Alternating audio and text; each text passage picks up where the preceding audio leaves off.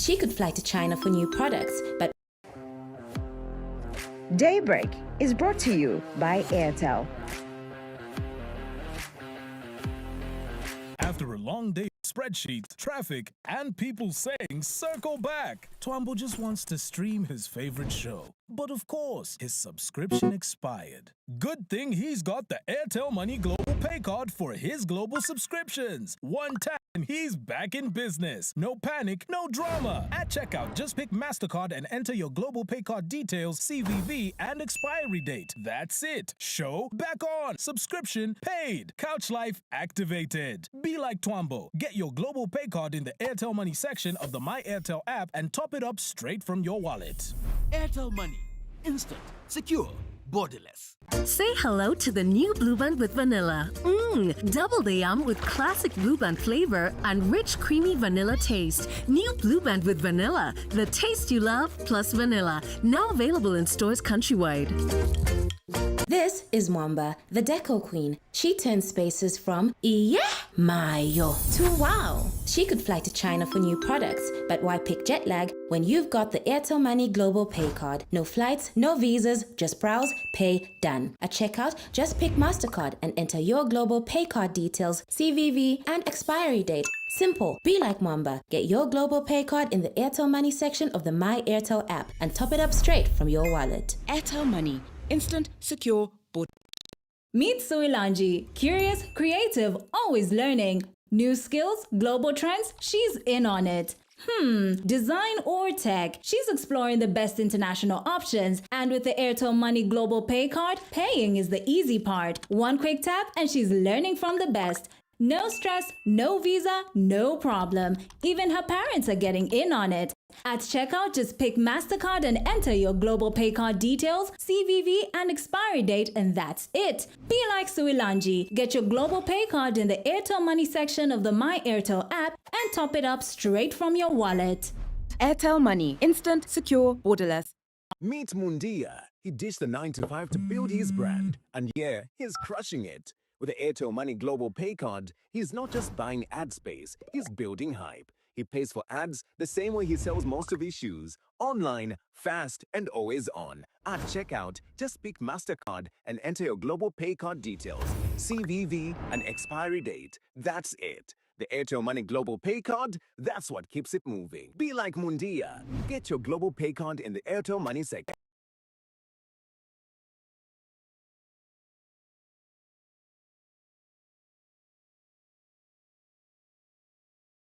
Welcome to New World of Entertainment in Zambia. Cartoons, music, news, movies, drama, series, documentaries, food, travel, the best from Hollywood and Bollywood. International football, including CAF competitions, La Liga, Serie A, German Bundesliga, Saudi League, Carabao Cup, Asian Championship, Barclays Women's League, local leagues, and much more. Grab your Azam TV decoder at 350 Zambian Kwacha and full kit at 589 Zambian Kwacha. Affordable monthly packages, 100 Zambian Kwacha, 200 Zambian Kwacha, and 300 Zambian Kwacha. For more details, contact us on 971-246-222, 763-664-455. What's up? 77-500-0013. Azam TV. Entertainment for everybody.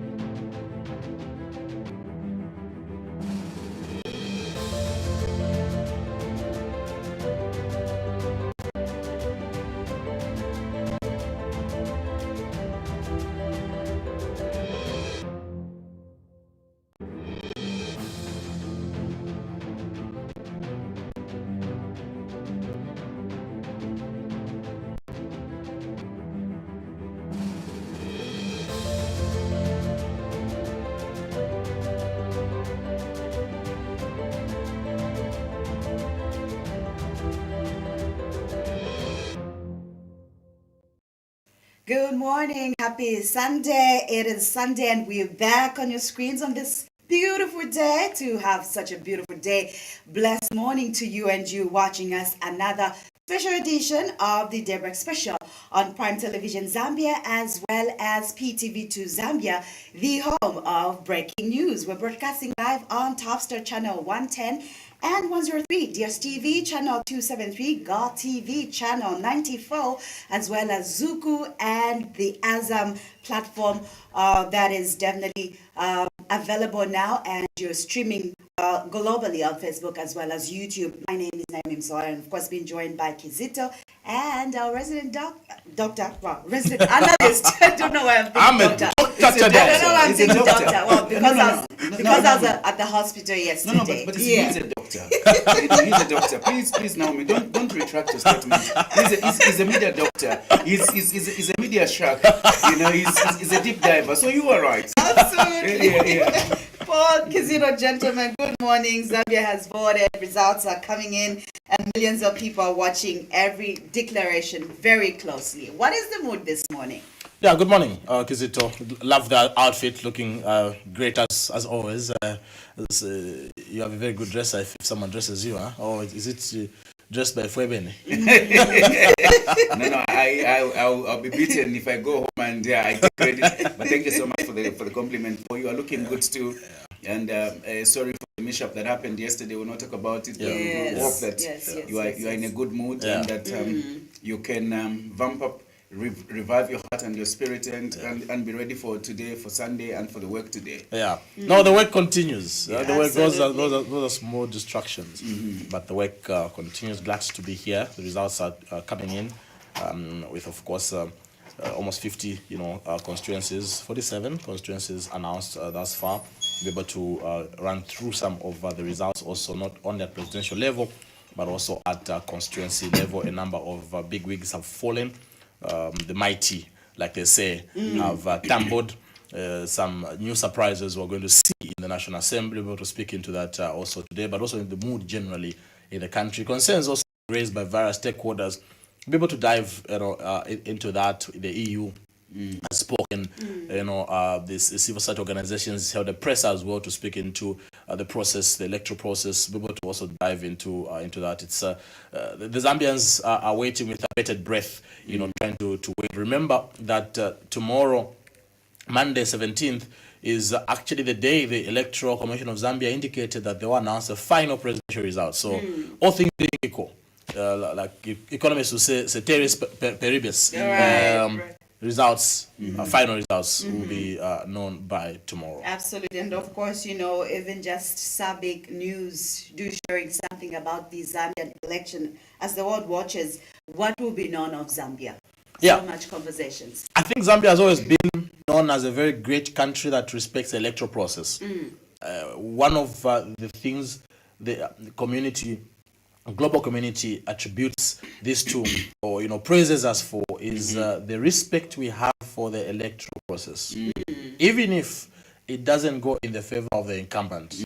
History has shown that we are good at accepting it, as much as we'll cry. Arabic cried, right? But it's still to cry. But it's still handed over. That's Isia was booed, but it's still handed over. KK didn't even want to. Actually, reports indicate that he was in the house after giving up for days, sobbing. Sobbing. But he still managed to give up. So that is the respect that we've been given. And I don't think, whether the elections go left, right, I don't think we will break that record. I think we will still maintain that record in accepting the will of the people. Someone said that the voice of the people is the voice of God. If you want to hear the voice of God, check the voice of the people. It's God speaking now. Yeah. Those are conversations. Kizito. Yes, Paul. I would want to speak to what you've just said. The consistency in successive generations and leaders, handing over power successfully, and the people, accepting that this has happened. Walking through Lusaka town yesterday, everything was very calm. But I have a quote for you, and I would want you to reflect on it. Just pay attention to this. One of the people I respect very much. Sorian Kunle says, loyalty to country and not to governments. Loyalty to principles and not to politics. Loyalty to humanity and not to man. Loyalty to character and not to skills.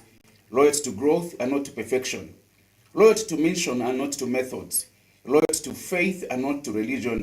And above all, loyalty to God. That's a powerful quote. That's a powerful quote. And I think, it's describing, it's defining patriotism. That is a proper definition, sir, of patriotism, where we are more loyal to our country than to the institutions that put food on our table. We are expected to be loyal, but loyalty is in degrees. Loyalty is in levels.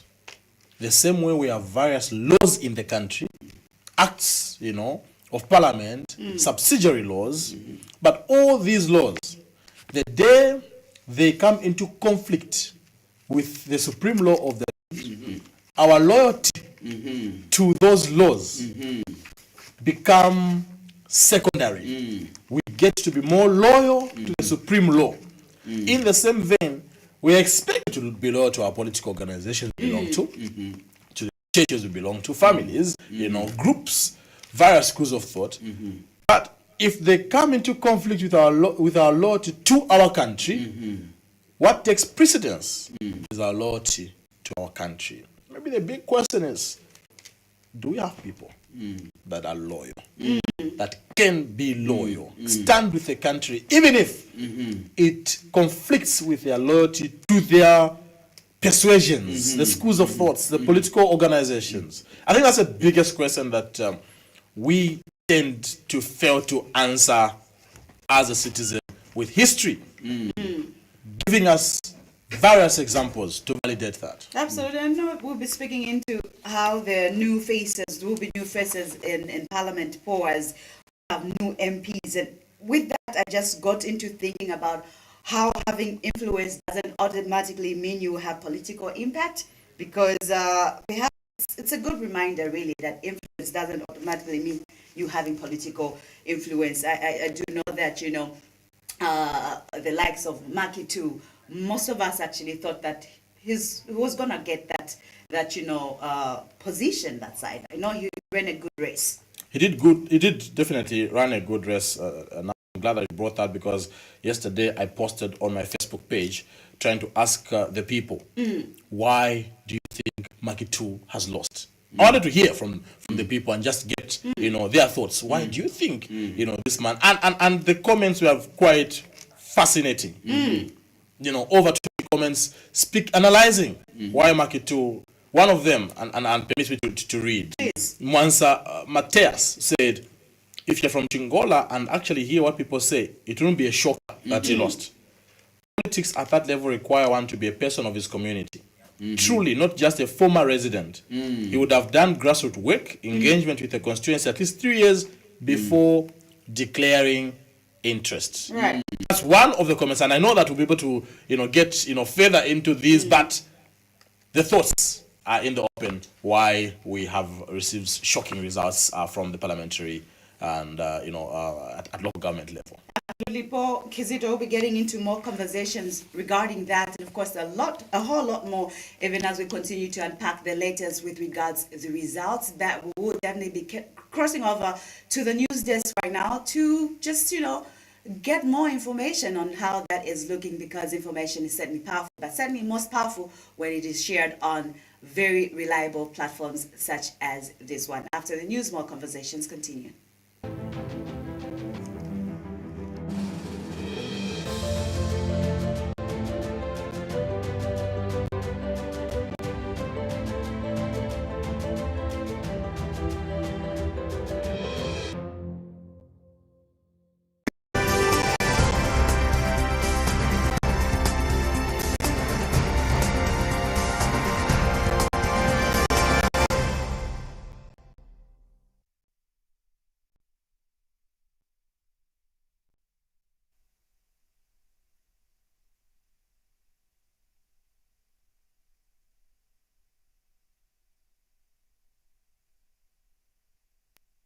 after being hit by a vehicle in Chibombo District, Central Province. And Minister of Defense Permanent Secretary says reports suggesting that former Lunte Member of Parliament, Mutotwe Kafwaya, was shot are unfounded. And now the news in detail. 2 children aged 11 and 9 have died after being hit by a motor vehicle in Chibombo District of Central Province. Central Province Police Commanding Officer Lemekani Chirwa says the accident involved a motor vehicle and Isuzu registration number BAZ 4016 driven by 63-year-old Leah Zulu of Kitwe. Mr. Chirwa says the accident happened when the driver lost control of the motor vehicle due to excessive speed and went to hit into the pedestrians who were completely off the road. Joseph Siambihi has more details. Chibombo Traffic Police dealt with a federal road traffic accident which occurred on Saturday, the 15th of August 2026 at around 8:30 hours, 200 meters north of Chibombo Trading Area in Chibombo District. Involved was a motor vehicle Isuzu registration number BAZ 4016 which had its front left part damaged and both tires damaged, being driven by Leah Zulu Jikanza, aged 63 of house number 7 Mushili, Twibukishe in Kitwe, with 4 passengers on board who escaped unhurt. Also involved were 2 pedestrians, namely Bukata Musenge, aged 11, and Jessica Mwelwa, aged 9, both of Kampekete village, who were walking completely off the road from south to northern direction.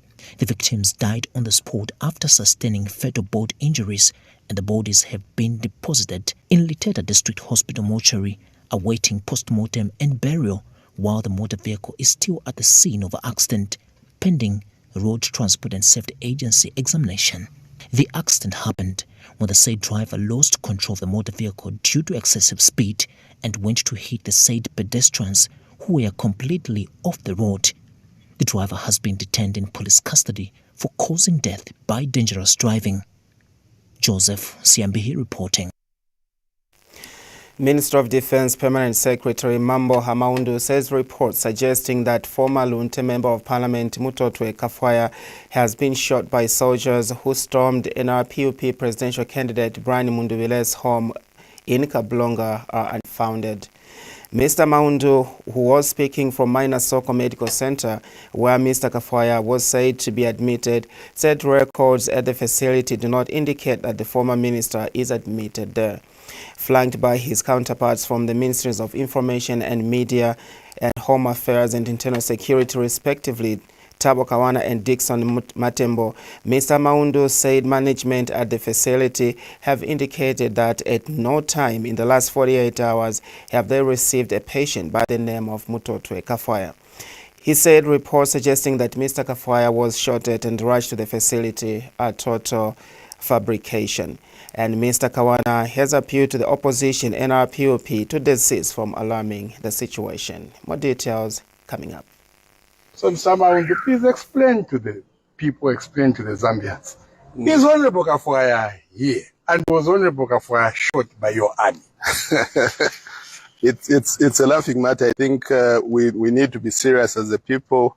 We need really to move away from fabricating information. I actually came through to Minor Soko upon reading on social media that Honorable Kafwaya was shot and is actually at Minor Soko. And I can confirm to members of the public that that is unfounded. We are at Minor Soko. I've checked the record. I've engaged the management here. At no time in the last 48 hours have they received any patient by the name of Honorable Mutotwe Kafwaya. So it's a total fabrication, and which is really, really unacceptable. And that is why I can confirm really to say there is no patient by the name of Honorable Mutotwe Kafwaya in this facility, unless there's a different Minor Soko, but not at this particular facility. So maybe just to appeal to colleagues in Napupu that maybe it's time they stopped this, because clearly it looks like it's a game to them, but maybe it's time they considered stopping it. There are matters that they have raised and we will address them. We are now proceeding to another venue where we will address other matters that they have raised, but maybe let today be the last day. Well, maybe our colleagues in Napupu can consider that we give it a rest now and concentrate on what really the country is interested in at the moment. And this is the counting of the ballots and the eventual declaration of the winner. The European Union Election Observation Mission says Zambia's 2026 general election campaign was conducted on an unleveled playing field with significant disparities in resources and advantages linked to incumbency favoring the ruling party. Speaking during a media briefing to share preliminary findings, EU-EOM Chief Observer Michael McNamara says although the campaign period was limited, many candidates held rallies, roadshows, public events and door-to-door engagements. He says the campaigns by the UPND and the Tonse Pamozi Alliance nevertheless provided voters with an opposing political choice. Mr. McNamara says most presidential candidates interviewed by the EU Election Observation Mission indicated that they were not meaningfully consulted on the campaign timetable, which allowed presidential candidates only 5 days of campaign in each province. And referring to the short-lived suspension of the electoral process on Friday, Mr. McNamara says the development has raised concerns, making transparency, clear communication and strict adherence to established procedures critical to maintaining public confidence in the process.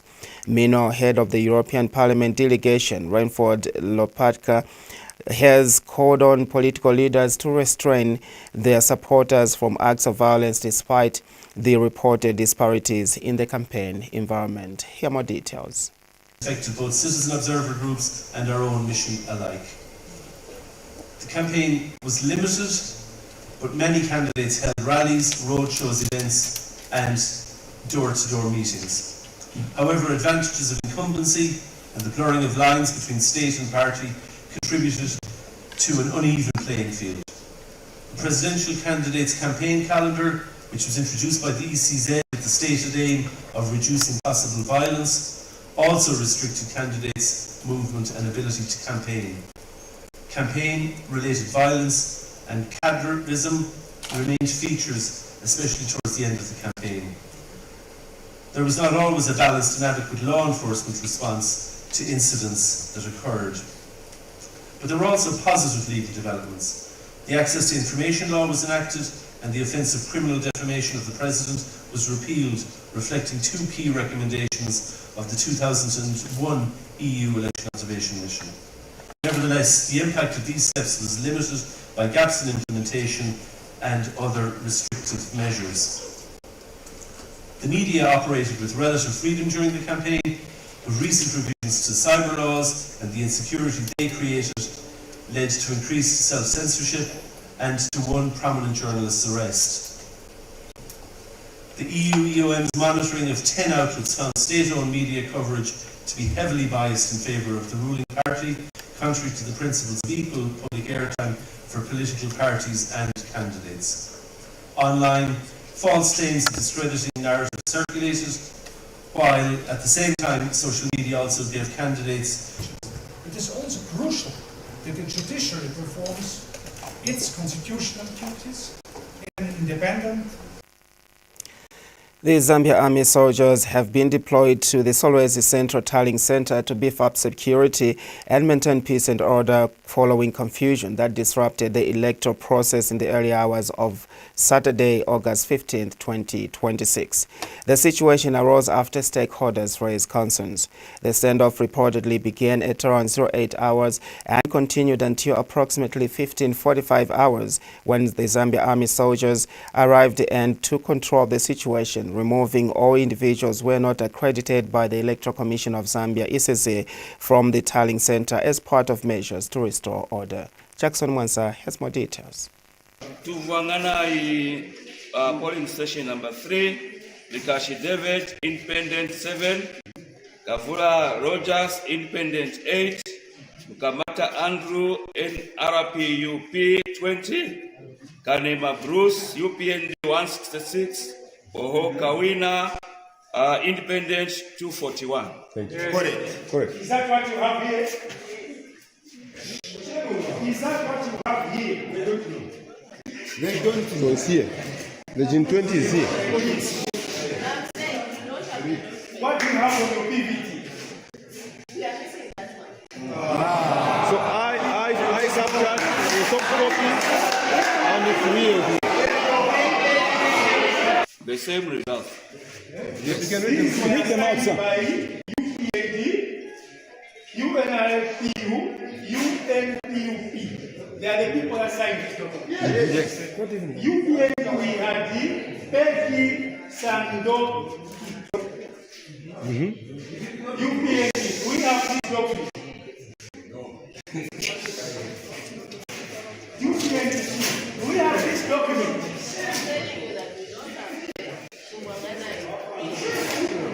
Why not? Except that equally, are saying they don't have they have a soft copy. By the time, sir, we were reading the results, we used it, and our stakeholders were satisfied. It was announced.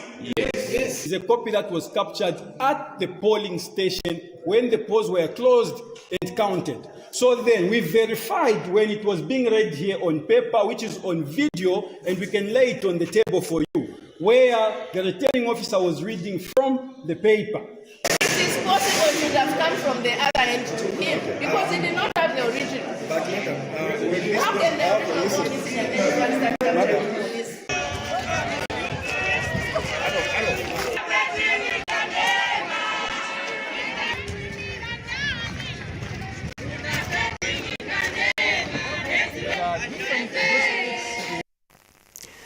The Civil Society Alliance on Legal Reforms has strongly condemned acts of violence and other manufactured actions aimed at threatening the credibility of the election. Alliance Chairperson Caroline Katoto says such actions undermine the will of the people and have no place in the electoral process. Dr. Katoto has appealed to political party leaders to urge their supporters to remain calm, peaceful, and respectful of authorities and processes throughout the vote counting period. She says peace and stability must remain priority above all else. Dr. Katoto says the Alliance continues to call upon all stakeholders to respect the process and the Electoral Commission of Zambia, ECC, as the body only mandated to give official results. She has further appealed to all Zambians to exercise patience and wait for official announcement of results from ECZ. And that item has brought us to the end of the morning news. We now cross back to PTV2 and join Naomi Kizito as well as Paul as we continue with the breakfast show. Do stay tuned.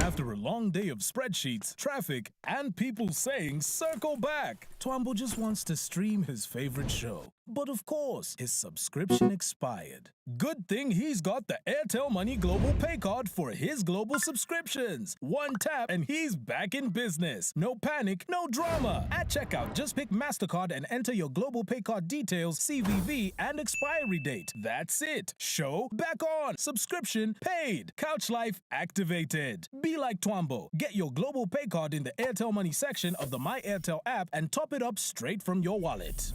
Airtel Money. Instant, secure, borderless.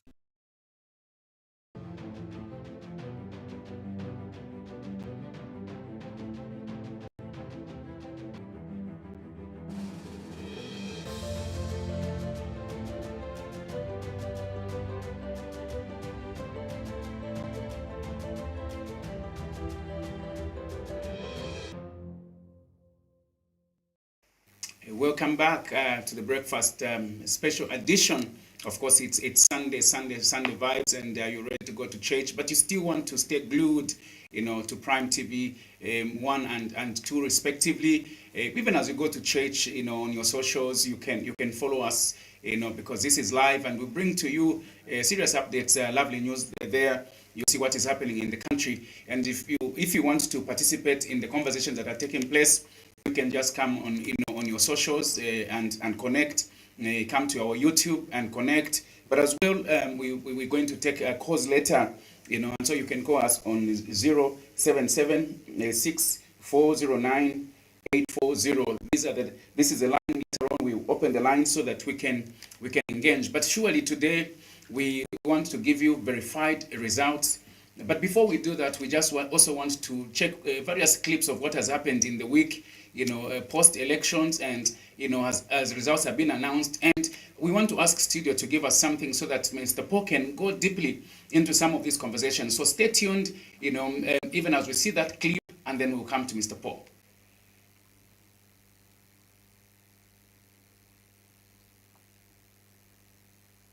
To the end of our briefing. Madam, excuse me. I've just woken up from the bedroom to come here. We will My name is beg Ezra to Ngurube. move. I'm the secretary to the Council of President in the UPND Alliance. Can I would like I to check just bring with a you, suggestion sir? to the UCZ. The issue of questions now is over. Any political party that has got questions, let them write to you, the commissioner. Your time and your dedication right now, let it be to you announce the elections, not people coming here trying to alarm the situation. We don't want that. You ECZ right now, can you focus on the announcing of the elections, not this what we are hearing here. I think it is not fair. Look, these are confused people. They're trying to confuse the nation. Okay, we cannot allow that. Can we end here? Can you focus on the announcing of the elections? And let everybody do the same. Not what is happening here. It's not fair.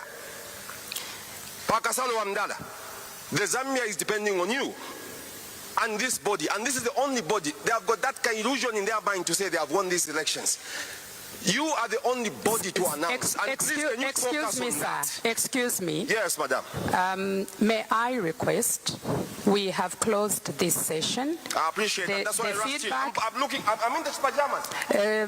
The feedback has been received and we'll beg to move for now. Thank you. Right now, I'm in the pajamas. This nonsense should not continue. Zambia is big. Zambia is big. No, we can't accept this. Want to shake it. Let the ECZ announce the election.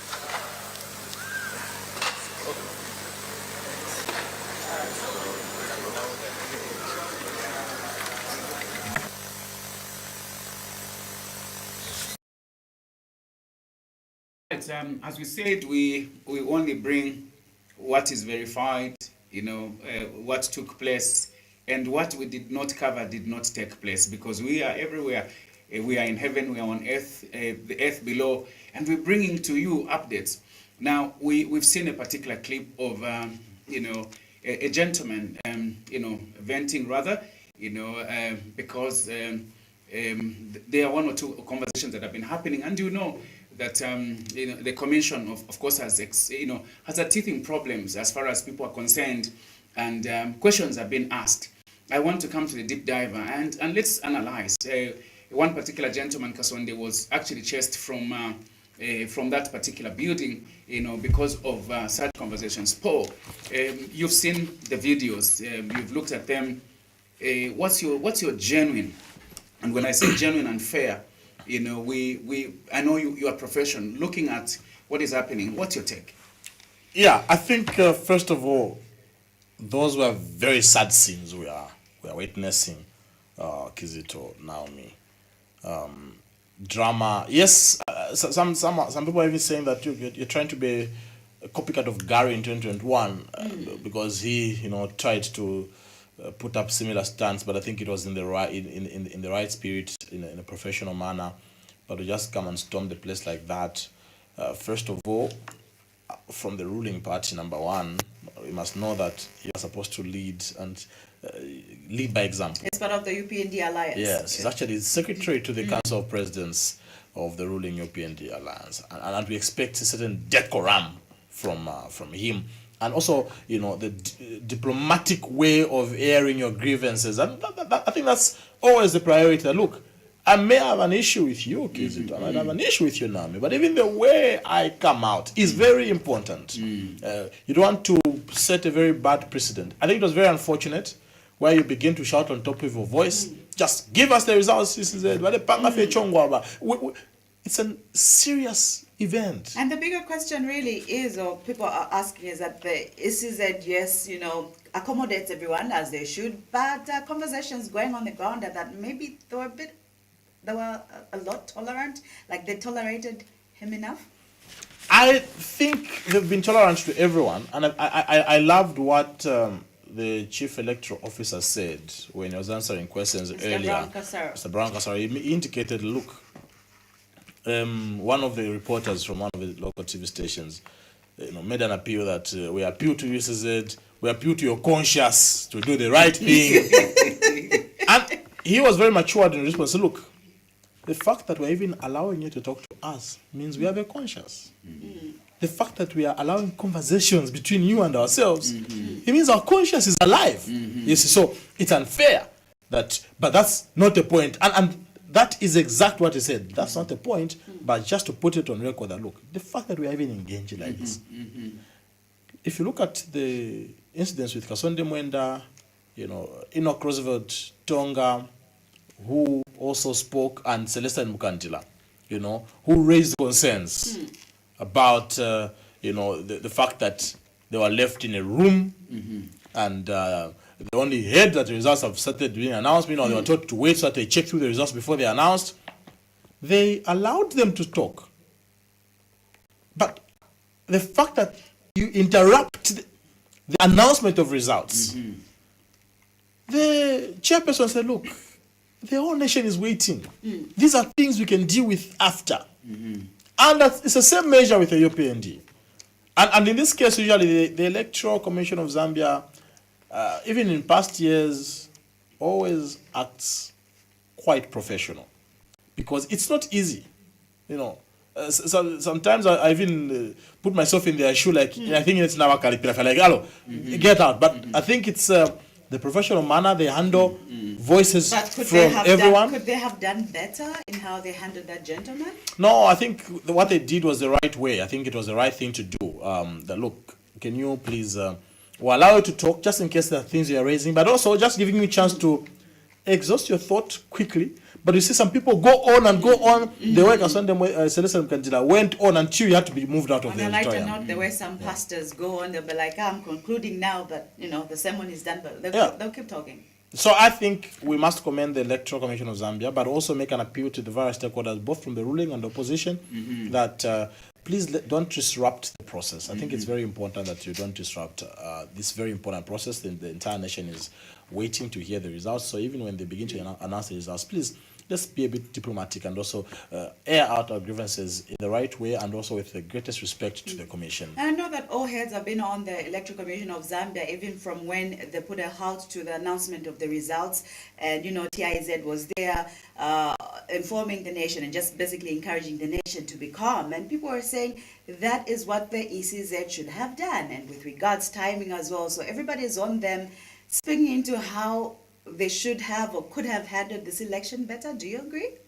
I think it's too early to judge now, I think let's trust the credibility, the way the Electoral Commission of Zambia has always handled these elections. I think let's give them the benefit of doubt. I've always indicated for me that the professionalism, I think, has always been seen over the years, and I think the Zambians should be able to trust the Commission. They are working with a lot of pressure, a lot of stress. Look at the time they were announcing the results, last night. Most people were even sleeping when they were announcing. That's right, that's a lot of stress. So really, I think let's give them kudos for the way they've handled thus far. Maybe Paul, for me, you mentioned Gary, how Gary stormed professionally and spoke. We've also seen Michael Sata storm, in the past, do the same. Perhaps is it speaking to the fact that our conduct or the way to engage is not clearly stipulated in case you have grievances or concerns, because this is growing? Sata never stormed the Electoral Commission of Zambia. If you go back in history, first of all, presidential candidates don't go to the totaling center. They're not allowed to go to the totaling center. The time SATA, spoke is when the ECZ were having engagements with the presidential candidates like they were having prior to the poor day. And he raised concerns. And I think that was the nature of Michael Chilufya-Sata. When something is not okay, he will speak. And those are the moments where he would speak, and of course being given. But storming no, he was very matured in that regard. Because even if you look at 2011, Sata never even had any press briefing. No Facebook post, by the way. So that picture, that video rather that we see going around of him speaking, telling the reporters to do their job, was not that the same time? So no, that was after. That was after they've already announced the results, and of course now you wanted to to petition those results and look at the figures that they have given us. The registered voters is less, but the people that have voted are actually the people that registered to vote are this number, but the people that they are saying are more. So where did the rest of the people come from? Simple vubui, he would say. So I think we must be able to also appeal to the various actors, political actors, that we expect quite a lot from you, dear prospect leaders. Especially that your potential heads of states. There's quite a lot of expectation from you, and I think thou shalt not disappoint. This is Sunday, I can use KJV language. Thou shalt not disappoint thy citizens. But Paul, we also want to see how should grievances be rendered. Is there a particular way? Because surely grievances will be there, concerns will be there, and sometimes writing may take too long. The gentleman said, look, you could have written, or you could have done ABCD, and both parties will have these grievances. What room do they have? And these are concerns that we're seeing on the ground. But you see, after the announcement of the results, you're given a chance to interact with the commission. And that's a point to air out grievances, unless it's so urgent that it can't wait for that. For example, in 2021, those Gen 20 forms that Gary was talking about, so look, these figures, forms that we have signed with our officials from the totaling centers in the constituencies are showing this figure as validated by yourselves, this is it. But what you're announcing is different from what you have stamped. That was a genuine call. Like, look, what your people in the totaling centers have validated is different from what you're announcing. So I'd like that you pause so that we reconcile. That was a genuine cause, because you're announcing wrong things that are different from what the commission itself at the totaling centers has endorsed. But any other, I think it's important that maybe they wait for the Q&A so that there's no disruption in the announcement of results. Right, and I know that social media is moving faster than official declarations. Paul Kizito, we have seen candidates being congratulated before official results are announced, only for different information to emerge later. Can we at least have the official results now, at least from the MPs that have been declared winners? Yeah, I think we've received quite a number of concerns from people that have been congratulated, and later on you uncongratulate them because you discover that they actually didn't win, so you have to take back your congratulations. What does that also bring? Doesn't that bring confusion? Exactly, because we are hearing, for example, Chimbakambwili has won, but the official results indicate that actually it is Chibuye from the UPND that has actually won that Ron constituency in the Copperbelt province. Right. We've also heard that the mayor, the NRPUP, has gotten the mayor, but we've not seen the official results. No, that one is yet to be announced, right. But talking about those that have been officially announced, so we'll be able to run through them and just give you, there are quite a lot. So far as it stands, I think the UPND is leading in terms of number of seats that's gotten with around 103. And of course, the NRPUP also trailing behind with around 52, quite a huge number, by the way, Kizito, Naomi, for a new entrant, a new format that that was not there 3-4 months ago. To just no opposition to come and claim over 50 parliamentary seats in their first attempt. For me, and also if you look at the numbers, and you see this on the screen, the presidential results, the consolidated, figures. Right now, we are standing with President Hichilema leading with 438,708, and Brian Mundubile at 351,281. You'll see this on the side of the screen with a difference of 87,427, and this is just from 49 constituencies as announced last night by the Electoral Commission of Zambia. If you look at this, Kizito, or you look at this now, I mean, there's a sermon being preached here. If we are going to be very honest, this is a very good performance from Brian Mundubile. This is a party that was not there 3 months ago. But maybe compared to what? Compared to Mazoka when the first entrance? Yes. He has actually done better thus far in terms of seats, because Mazoka in 2001, for example, didn't get anything more than 50 parliamentary seats. He had over 40, definitely. As a new entrant, party registered in 1998, 2001, you come so close to winning the presidency. For me, I think the UPND should actually introspect. Why is it that a new entrant, a newbie, from 49 constituencies is only trailing behind by 87,000 people? The difference is shocking. Why is that a newbie that you should be, walloping with huge margin, kenning with huge margin, because even if we get the difference, Dundumwezi, for HH and Dundumwezi for Mundubile, the difference is huge, but it should also reflect in the consolidated results. At presidential level. At presidential level. The consolidated results actually don't look very good for the UPND, if you have to ask me. They don't look so good. And in my view, BM and NRPOP have done so well. And I've said this before, and I'm going to say it as a matter of emphasis. Even if Brian Mundubile was to lose this election, yes, if I were him, I would go to church, testify that was an outstanding performance. Wow. To come out 3 months ago, we all knew there was no credible opposition to look They at. actually spoken to how there's no opposition. The only opposition that they had was load shedding. Yeah. So, how we have moved as a country from talking about no opposition to move to have a new format. An average Zambian, ask them, what does NRPUP stand for? They can't even tell you. So you're saying, Paul, it's a common man that is talking now? Yes. That is a message, actually, that there are many people frustrated with the UPND. The difference should actually show here. These boys, President Chidamai was calling them boys. How do these boys give you a run for your money?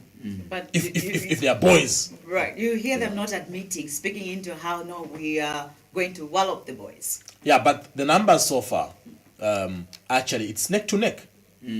The numbers so far, it's neck to neck, and we yet to see more results, trickle in. But I think, on a very serious note, the ruling UPND should not sit very comfortably on their seats. This is where you sit like this, not at the edge. This is where you sit like this. Don't go there. Don't go back. They'll probably sit like me, like, no, you sit like this, like, look, I'm not very comfortable because I don't know how the results will be, but I think that's a good performance thus far from Brian Mundubile, because if you look at the seats, and we'll be getting into that, if you look at the seats that they managed to win, thus far, you see some of the big wigs. The Paul Kabuswes are falling off. The Frank Tayalis are falling off. You look at the people like the Robert Chabinga, the Sande Chandas are falling off, even losing to independents, even losing to Citizens First candidates. Wow. That, I think, is something worth pondering on. Yes. Now, Paul, I know that we have limited time because you have to rush, and we have a lot of clips for you. Sure. Let's look at a clip. Iris has made it. Prior to this, the president was on record having said, "This young girl, I told her to, take it easy and wait." We want to see that clip, and then we want to see the clip, where now Iris is celebrating. So studio, give us, and then Mr. Paul can dive into this and just unpack for the people.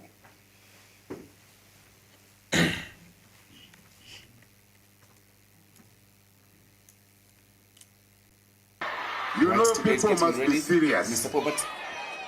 She was PF a few days ago. She comes to UPND. She applies to be adopted.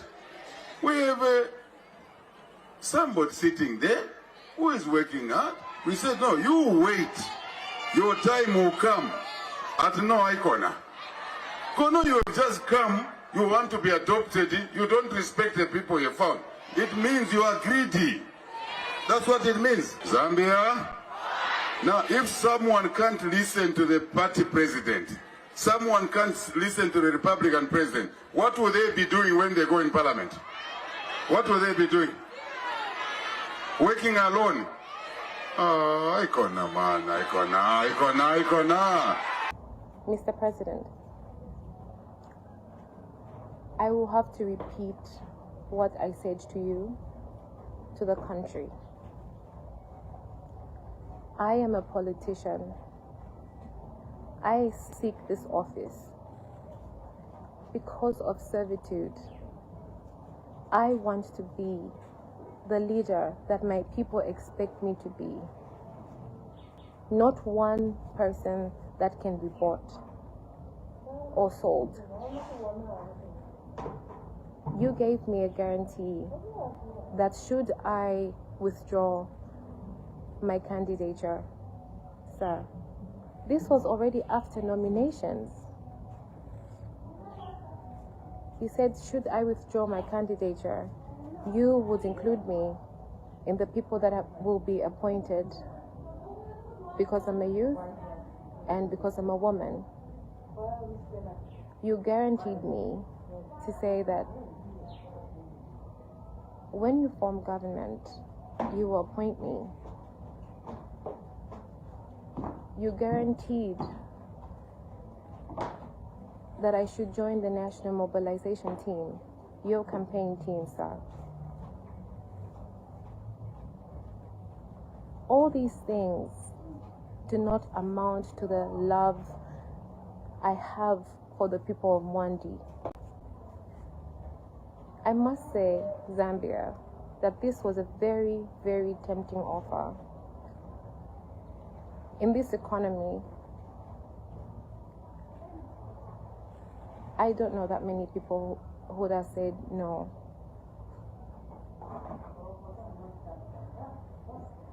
Mr. President, you reached out to my father. Before you talked to me, you asked my father to soften me up. First, Mwandi District do hereby declare that I have, in accordance with the law, accepted the results of constituency and that have been given to Sefolo K. Siveso, UPND, 6110, 6110, Kaingu Iris, Independent, 6,595. I further declare that a total of 79 ballot papers have been rejected as invalid, and that a total of 12,784 votes were cast. I therefore declare that the said Kaingu K. Iris to be this day duly elected as dated this 15th day of August 2026. My signature has been appended. Thank you.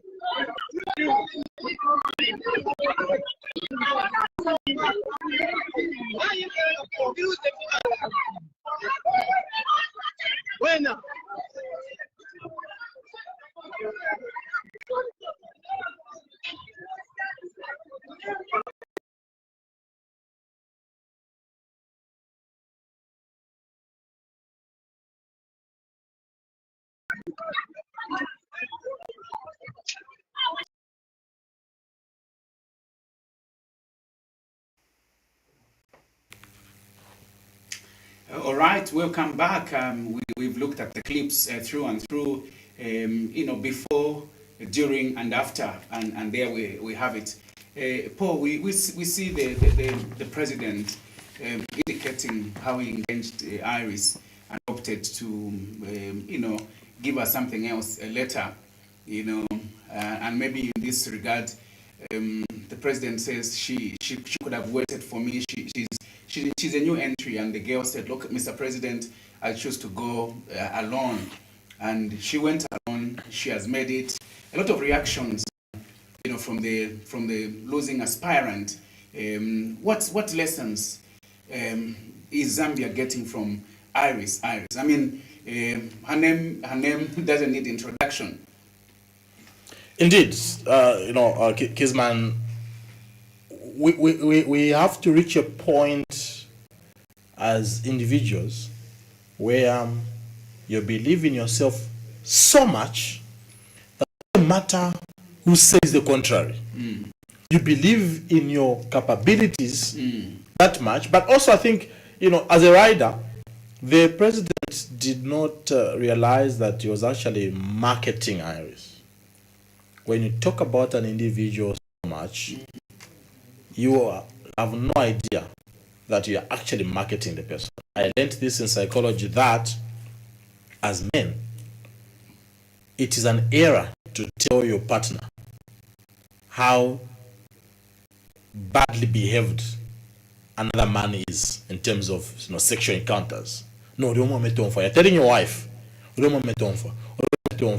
learned in psychology that it is actually a weakness, because what the mind of your wife will start thinking is, why is every lady going to that man? Attracted to him. There must be something that he has.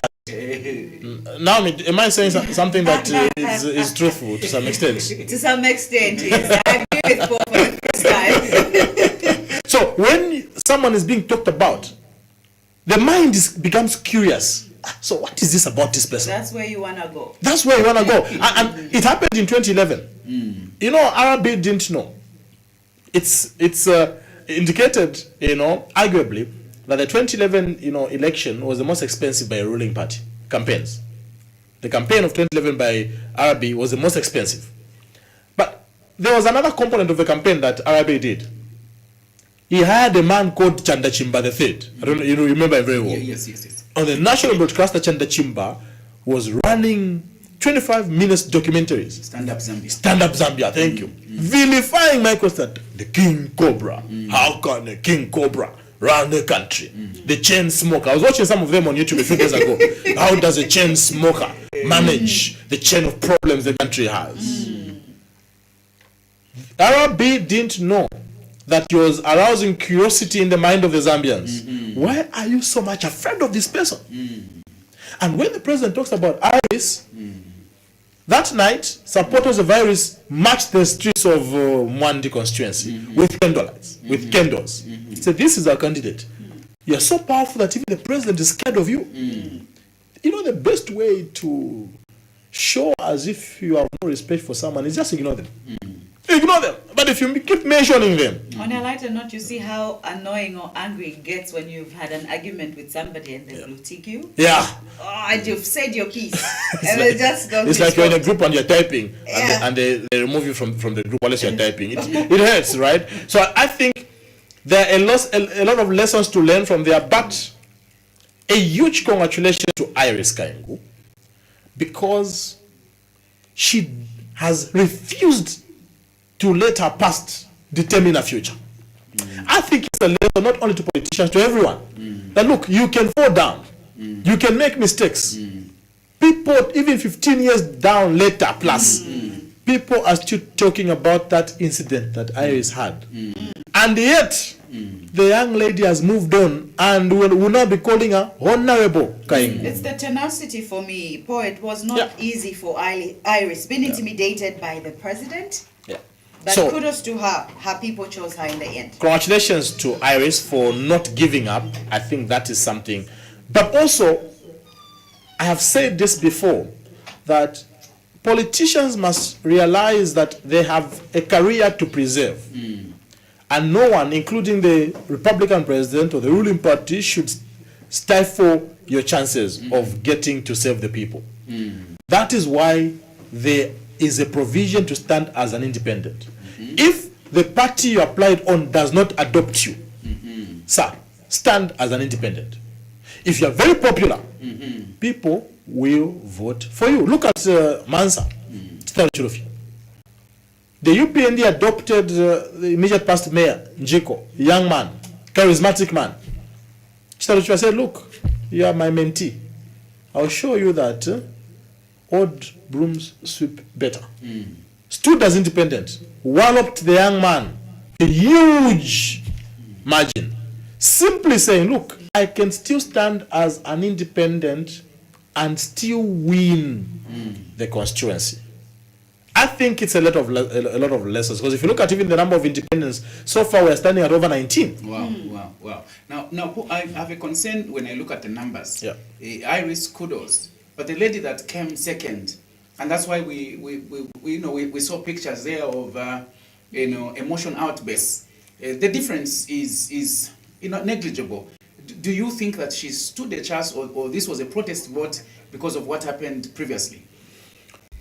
I think the immediate past MP for Mwandi Serfula is not a very bad member of parliament. I've interacted with her several times. I think I've said this, and a lot of respect, for her. Very intelligent, by the way, a very valuable member of parliament. She was sitting in various committees.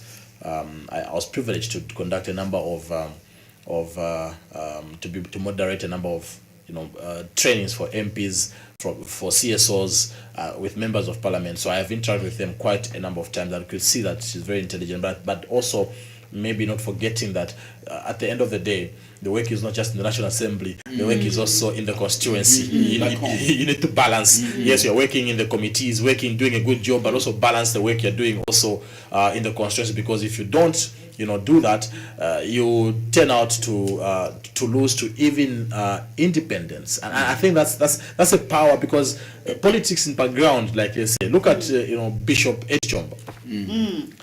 In Kankoyo, the Waterman. The Waterman is now in Parliament, and I think we are we missed hearing him say water. The man stood as independent and managed to win the seat as an independent.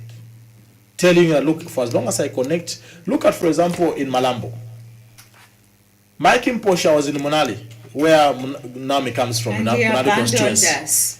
Abandoned the people of Munali. He ran away. Went to Malambo saying, I think in the village it will be easy. And what did the villagers do? The villagers said, okay. Let's show you how it's done. Chose a young lady.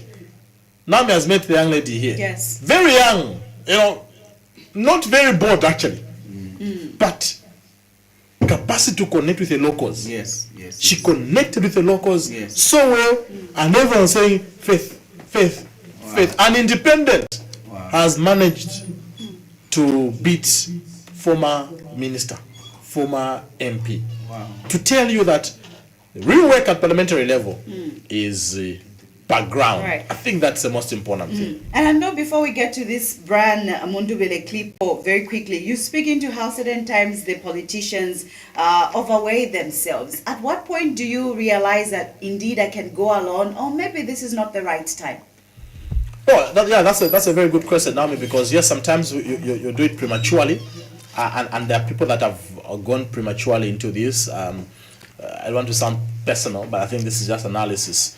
I stated here that we had some journalists that I think tried to go into the seat. Look at, for example, the immediate past spokesperson or press aide for the Vice President, Njenje Chizo, who thought he was ripe enough for the parliamentary seat, went in Mpulungu, but of course has been walloped. So sometimes I think you should be able to. Politics has a lot to do with timing, because otherwise you send yourself into early retirement. Timing is very, very important. So young men like Njenje, I feel for him.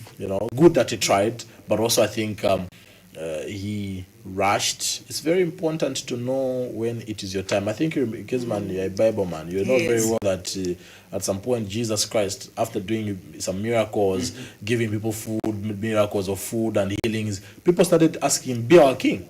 Yes. He ran away. That's right. Said, my time has not come. That's right. Simply telling that, look, if I do this now, I am actually cutting short my destiny. So, good things, yes, but timing, Bwana. When the time is right, the Lord will make it right. Those are the results you are seeing on the screens, consolidated results thus far. From 49 out of the 226 constituencies, President Hakainde is leading 438,708, and Brian Mundubile of NRPUP is standing at 351,281. The difference between the two is 87,427.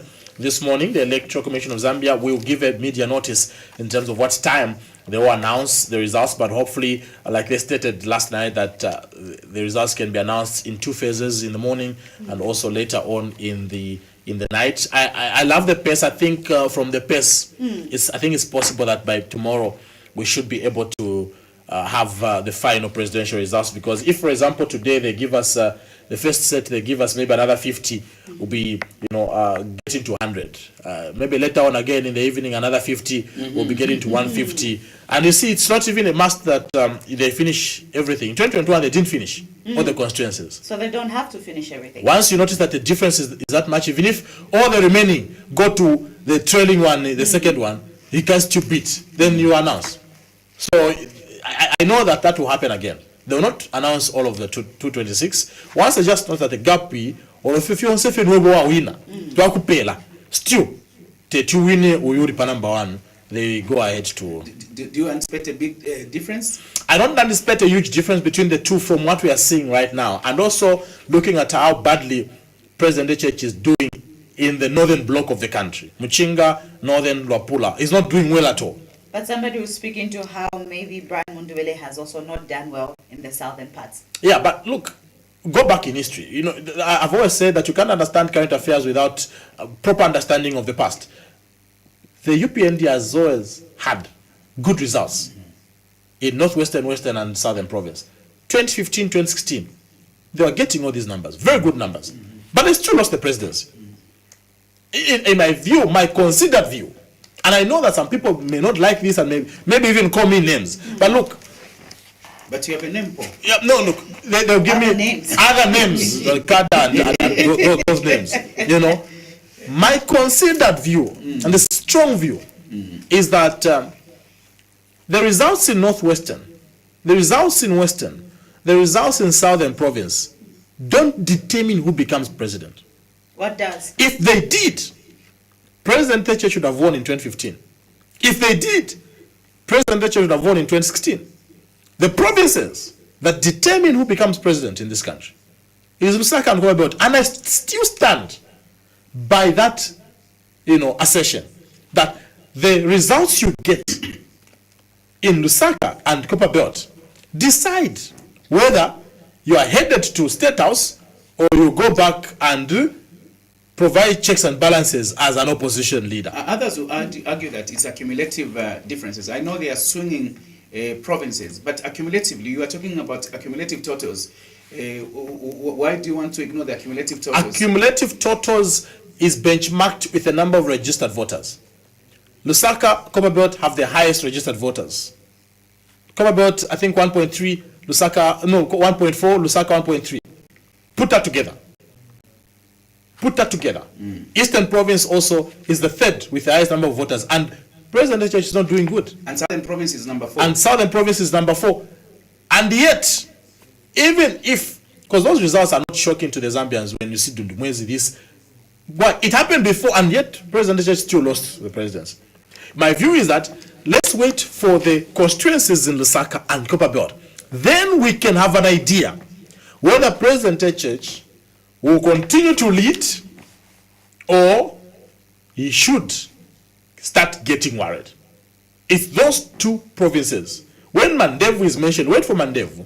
When Kanyama is mentioned, when they mention Matero, the number of voters is quite a shocker. And I think from history, and history has a way of repeating itself.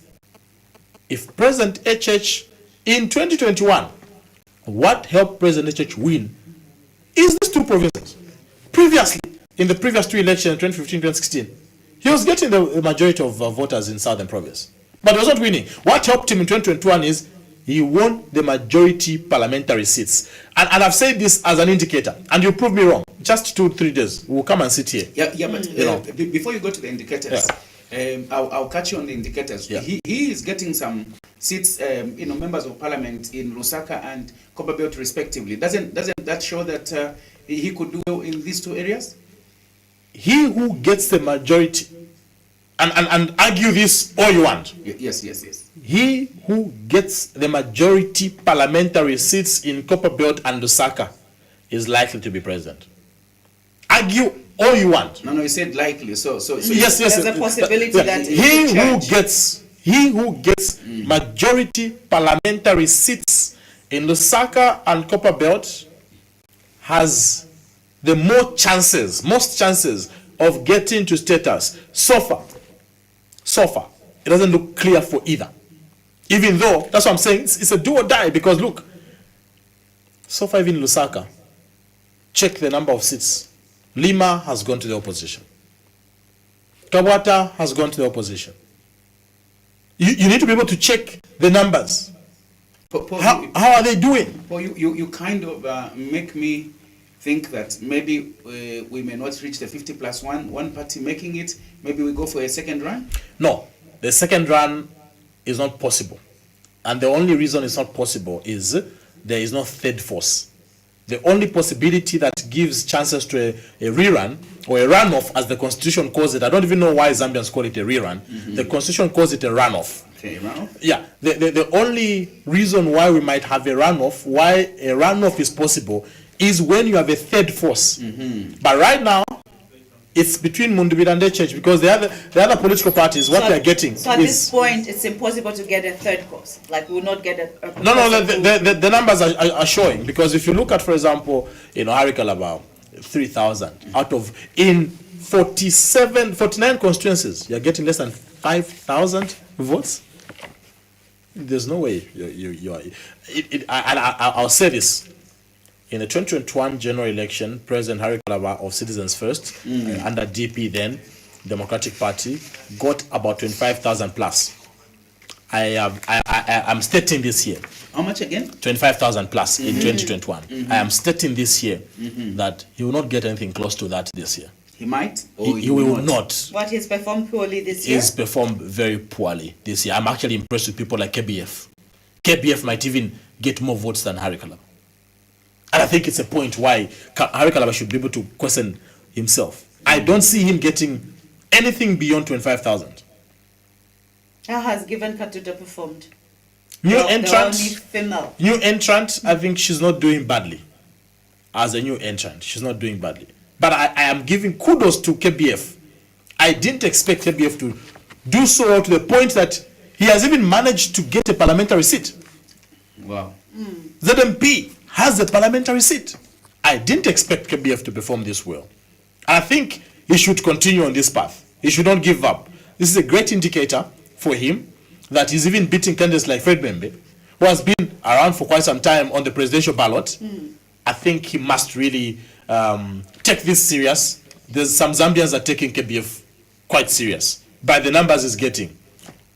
All right, that's the beauty of democracy, right? You get to choose the leaders that we want. A little later on, we will sit down with Mr. Kennedy Limwaya, former chief analyst for press and public relations at State House during the Rupia Banda administration, and we'll also be joined by historian, lecturer, and researcher Dr. Kasongo Ichibuta, whose academic works includes comparative economic history. But now, let's get to more clips. We will play the Mundubile clip, and we will speak right after. And also, now before we get to the break, I think it's very important to indicate that even as we add this analysis, and add these thoughts to what's happening, President HH is still popular, because look, even in other provinces, the difference, and I was telling someone yesterday that if you look at the difference in terms of votes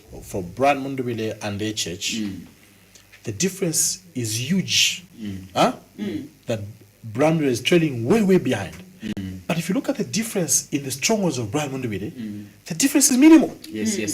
In Wapula, in Northern Muchinga, the difference is minimal. Yes. Simply telling you that that was not how it was in 2021. President HH didn't do so well. But as a matter of fact, he didn't even get any seat in Wapula province in 2021. Are we going to see the same going forward? But now things have changed now. Brian Mundubile would be able to get fairly good votes in Dudumwezi. Things have changed now, and I'm talking about the Northern Bloc. Things have changed now, for President HH. He's managed to penetrate.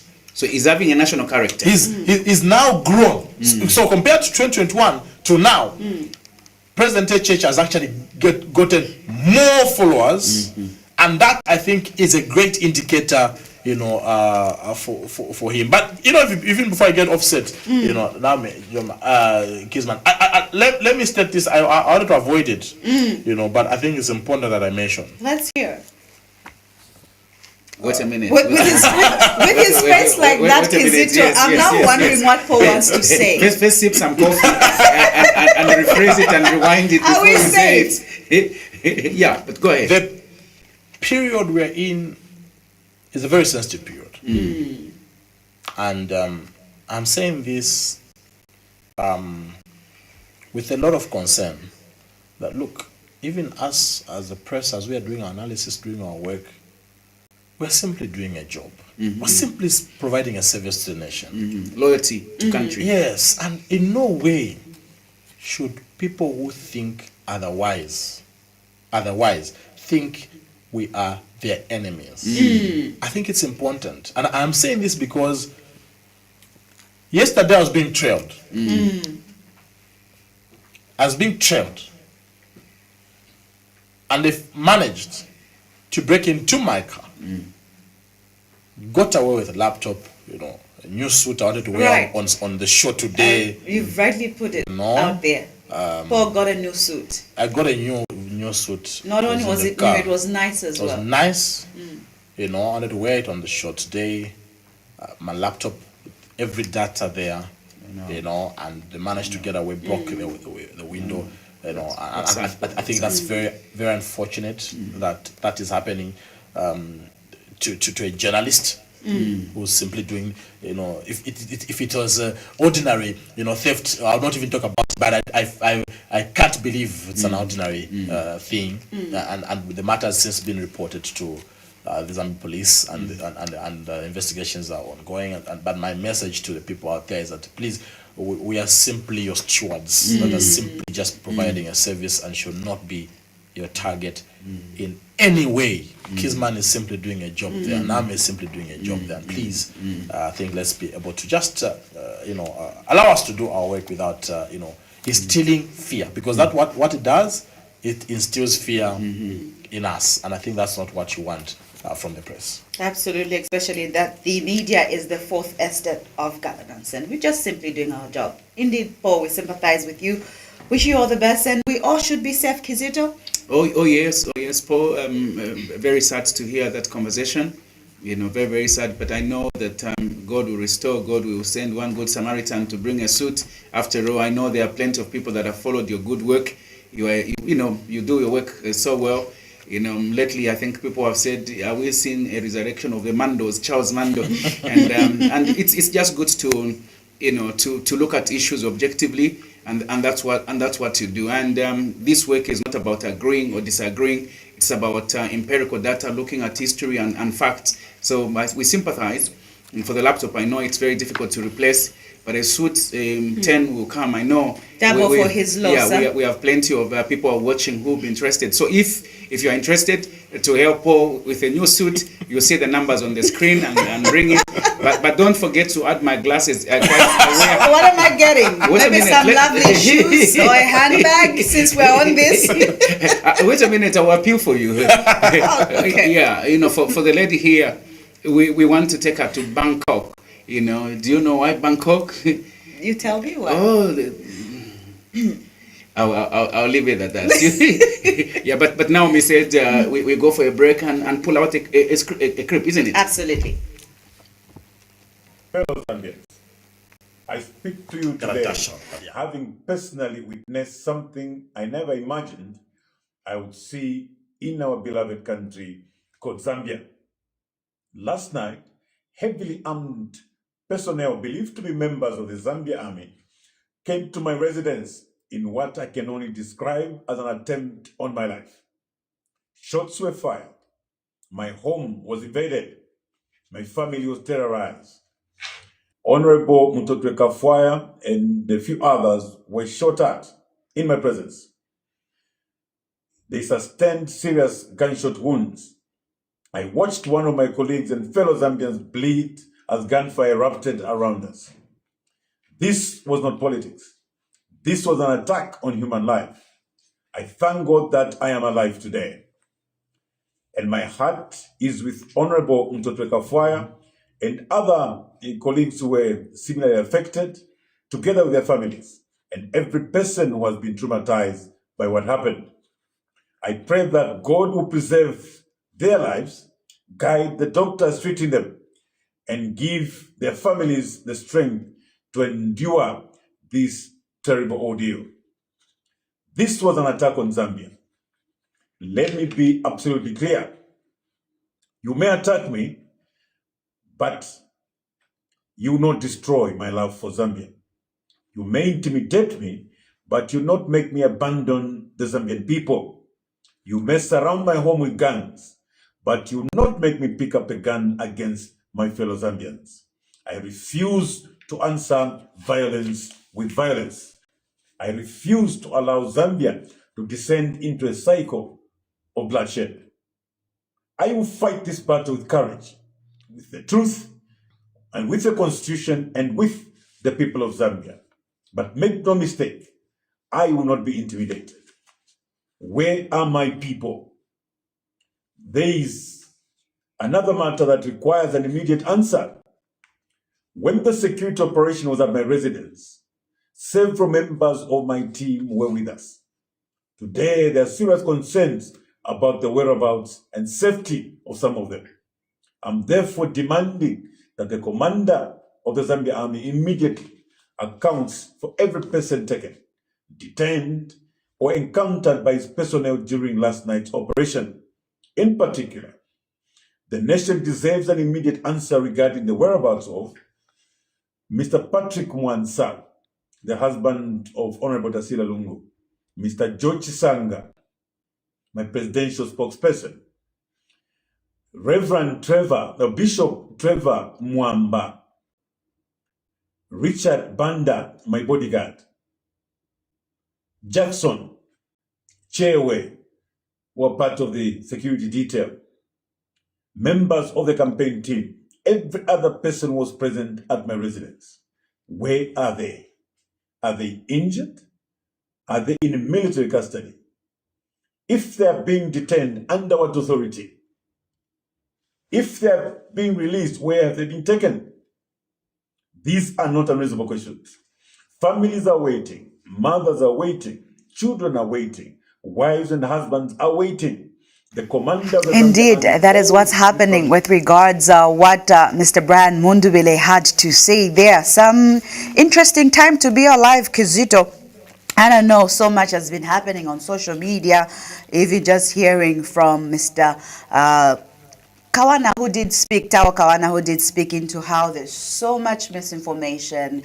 Do not believe everything that you see. I don't know if you've actually even received a message on your phone from GRZ speaking into how, no, there are no abductions, you know, we are safe, and all of the happenings, really. I don't know what your sentiments are with regards to that.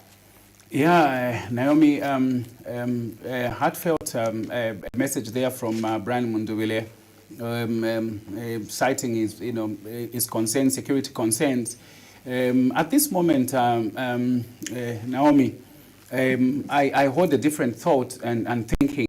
I understand that safety is important for all the countrymen and women at this time, including Brian Mundubile and so President HH. And to some extent, there must be, security around these people, especially the aspirants, especially at this level. But one thing that I also do know is that if you've registered a complaint with police, I think that we can't always make press statements to indicate what we've gone through, because think of you, Naomi, you're on TV and you have a privilege. So if you have a grievance, you always have to come on TV. I think at this time, maybe politicians must reduce press statements. But while I'm also on TV, I could use that opportunity to air out that grievance, no? Yes, you could, but remember, to some extent, people will say, okay, we too want to air our grievances. You see, once you've registered with police, you've told them, look, I have this particular complaint, and it's been attended to. Suffice to say that is enough. I've taken note of the conversations by Brian Mundubile, and it's genuine. You can see the concern in his face, and critically looking at it, I'm like, okay, people were shooting, and shooting. Do you know what shooting is? Shooting. Shooting is not like a slap. This should spark a lot of issues. But of course, it's good that the representative and the spokesperson from government did say, look, this is not the case. We do not have sick people here. So misinformation also can creep in. I do understand that people should air their grievances, but in so doing, there must be a manner in which this is done. And at this point, maybe it would also be very necessary for the spokesperson of Brian Mundubile to be the one speaking, so that somehow we reduce conversations, because this has a capacity now to filter into the political followers. Okay, this has been done to our president. What do we do? I think that at this point, I think Paul did indicate that we are in quite a sensitive moment, and so all conversations must speak into peace, must speak into harmonization. If these particular people that came in have been identified and known, there's very little we can do, you and me. I mean, postings were broken into. It is not up to Paul to start following those people. Because he doesn't even know who they are anyway. Yes. But even if he did, he would simply report and wait for the police to do their work. So I think I'm urging politicians to say, look, yes, you are going to have grievances. But when you have grievances, you are not going to go to social media, and say, these are my grievances. Yes, to some extent, you could air and make statements. But how many statements are we going to make? So this could have actually been handled better. I know now conversations are falling into place. People asking who could be telling the truth. Is the PS lying or the other party is lying? But what is at the bottom of this is for us to not, cause alarm and just begin to speak into peace, Kizito, because it's not just Zambia watching. Even the international community is watching. And as the world watches, what will be known of Zambia? I agree, Naomi, and also for Brian Mundubile. You see, he's done very well, as already alluded to. But there's a way you handle the corridors of power. Even when you sense power, there's a transition. It is very important that conversations. The PR department is very, very important, because it will scrutinize messages. You'll be told, okay, this you can do, that you can't do. Perhaps don't say this. Perhaps don't come now. So at this point, we expect politicians to begin to say, look, things are not the best. We are not in heaven. There's a lot of conversation that are taking place, and some activities that we've seen that are really not according to the Zambian culture and style. We've seen a couple of activities, attacks here and there, violences from respective points, and people have condemned them. And if it is violence, we condemn it. If it is bad, we condemn it. We condemn, those that would just go aimlessly to go and attack President Mundubile. But also we are raising concerns that you have an aspirant, at presidential level. The party also must just tighten security just to ensure that certain things are avoided. Absolutely, Kizito, that is key. And even from this conversation, really today, beyond results and into Zambia's political history, we are also learning, or rather we can draw lessons from previous elections, and what should politicians or leaders remember as they await their final verdict of the people. Yes, and this is why I think that somehow, Naomi, there's been so much vigilance. I think that later on we could look at a clip where Zambia Army was moving in a certain town area, just vigil, just to ensure that people are behaving. They just are aware that in case we do otherwise. But generally, Naomi, what I do know about Zambians is that generally the people are peaceful. It's a pocket of people who are disgruntled here and there. And some of them do not even have political interests. They just want to do something so that they can get something out of this period.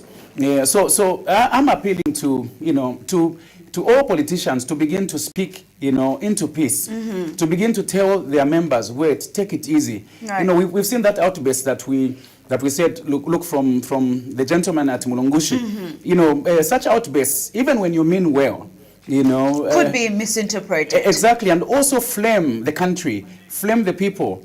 So these are the things that we are saying. Can we tone down? Can we take Umwenzo? That's the Namwanga said. Take heart, take Umwenzo, the heart. We need people need to take Umwenzo. They need to just take it easy. Allow ECZ and all the processes to continue with peace, with professionalism and tranquility. Absolutely. But remember, it has never been easy all the time we are dealing with human beings. The Africa Cup, where we saw Ivory Coast walk out, shows you how emotions can be in a competition. They walked out, it took 15 minutes, and then they came back. They realized perhaps we've overreacted, let's go back. So I'm appealing to those that feel, look, I think I overreacted. Come out to the public and say, hey, I was touched, but I think I'm sorry. That's why the word sorry is there. But Kizito, as human beings, because politicians come from amongst us, I feel like saying sorry is a very difficult part, for the most part, for us human beings to be able to take accountability and say sorry. So maybe many lessons that we can draw even from individuals heading into politics, because the politicians come from amongst us. I think that, growing up, I've seen former presidents. One of them is Rupia Banda crying, showing that, look, these people are human. I saw a lot of times Kaunda tearing, at least I was privileged, Kaunda tearing. I saw Dr. Chiluba tearing. It just shows that, you see, presidents are human beings, and they may make mistakes. The outbursts. I've seen Rupia Banda outburst and say, hey, I'm firing you right on the rally. But you see, to some extent, the emotional intelligence is everything.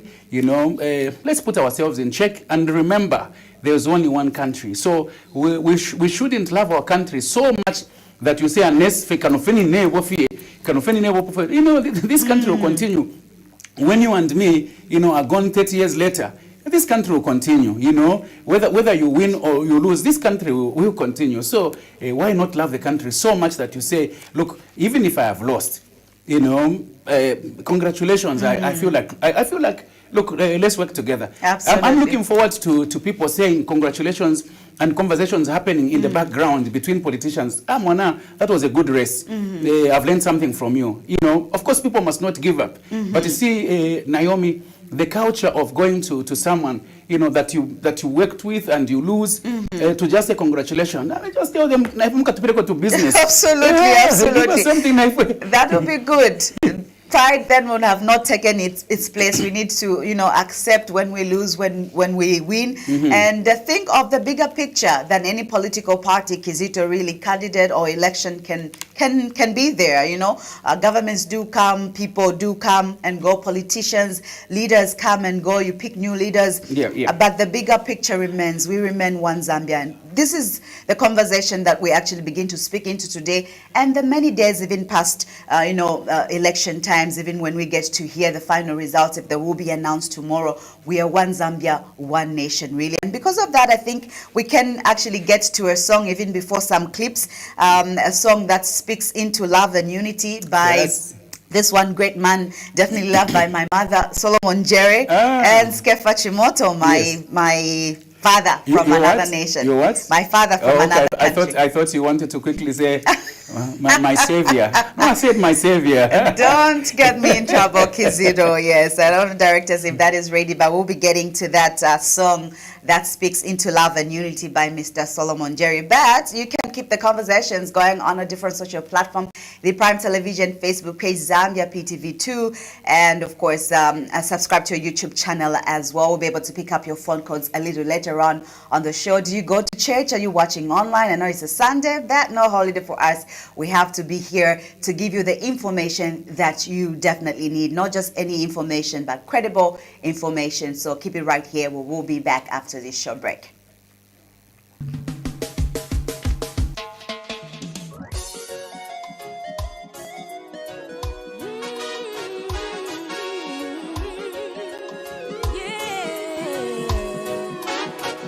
Antunonse zikolanga tisataye mtendere Mulungu anena tikondane wina ndi mzache Vamos tikondane tilemekezane mbili yatunia wino tisayilondonge Vamos tikondane tilemekezane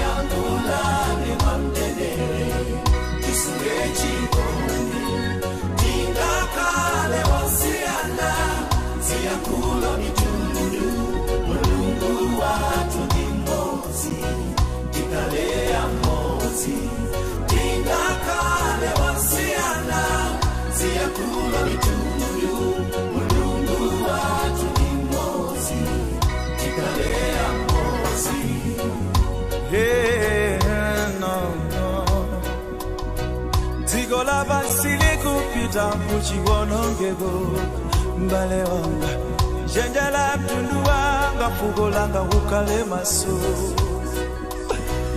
ona sikuchitika kunja kuchikoni yatawa atu wango pana kupeteka na wopanda chifundo kanisa panda bake mara mobeze sana ambuya nati umukonde msako monga utigondela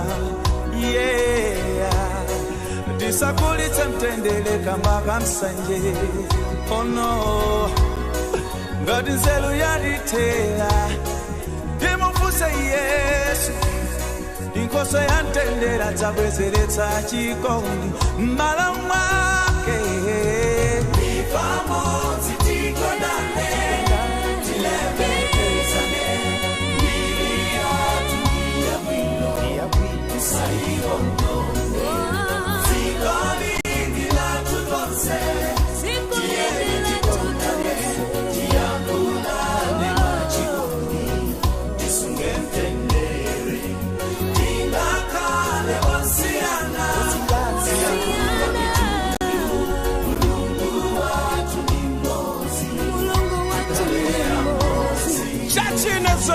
tinkale ya mosi whether uli mubulaki indian kala jimo tufude tuwa babayi katana tuilalwa ukwimbaya nawe imwe amapolitician bonse opposition na mwe bali mu government imwe kwikatana feno kutemwana nochulu bulimpa sasene ntulubundi twakane village tikalibya Egypt Tunisia Ivory Coast na ngumwebena tikoti tivuazo na kwangwango ifyapalangefyo lesa tupepa umowine leso wachikuku leso wakutemwa imwe tuibaba kwikatana taonani tiko la tundi la mtendele manyoso nkondo ndichidano tisipewe nsonse itane mlungu watu mambuye Yesu tiko la mafugo lamba usatae mlungu wako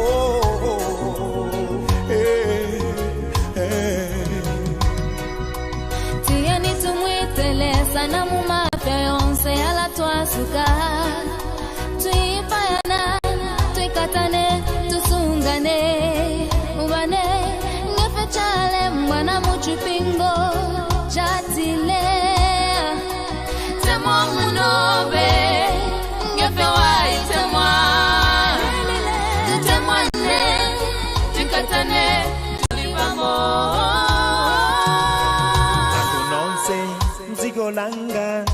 ngataye mtendere mulungane na tikondane wina ndinzache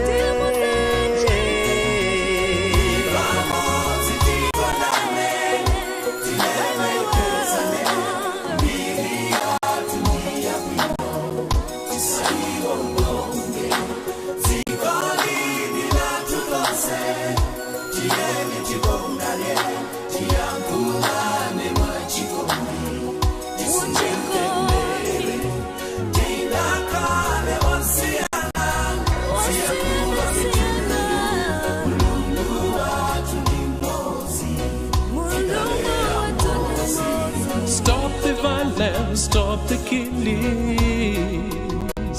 Yeah, we are one people, one nation. Let us love each other. We are one family, one nation, one nation. One nation.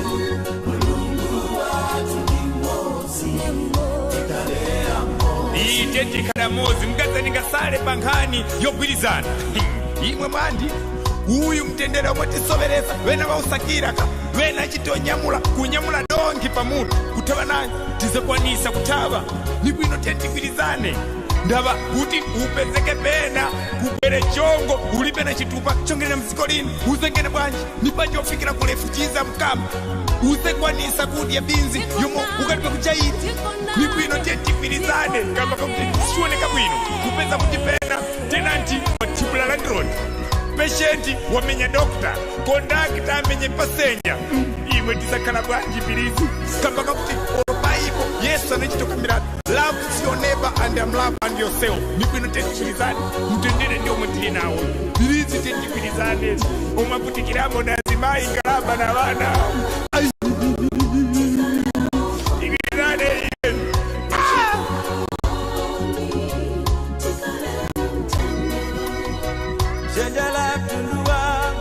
Langa ukale maso ona sikuchitika kunja kuchikoni yatawa atu wango pana kupeteka na upanda chifundo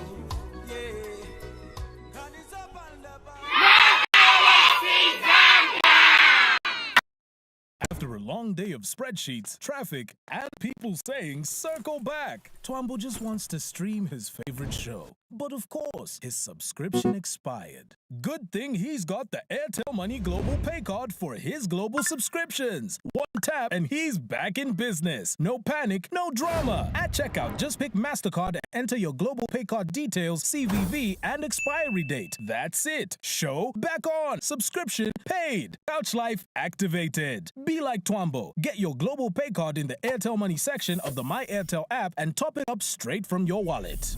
Airtel Money. Instant, secure, borderless. Say hello to the new Blue Band with vanilla.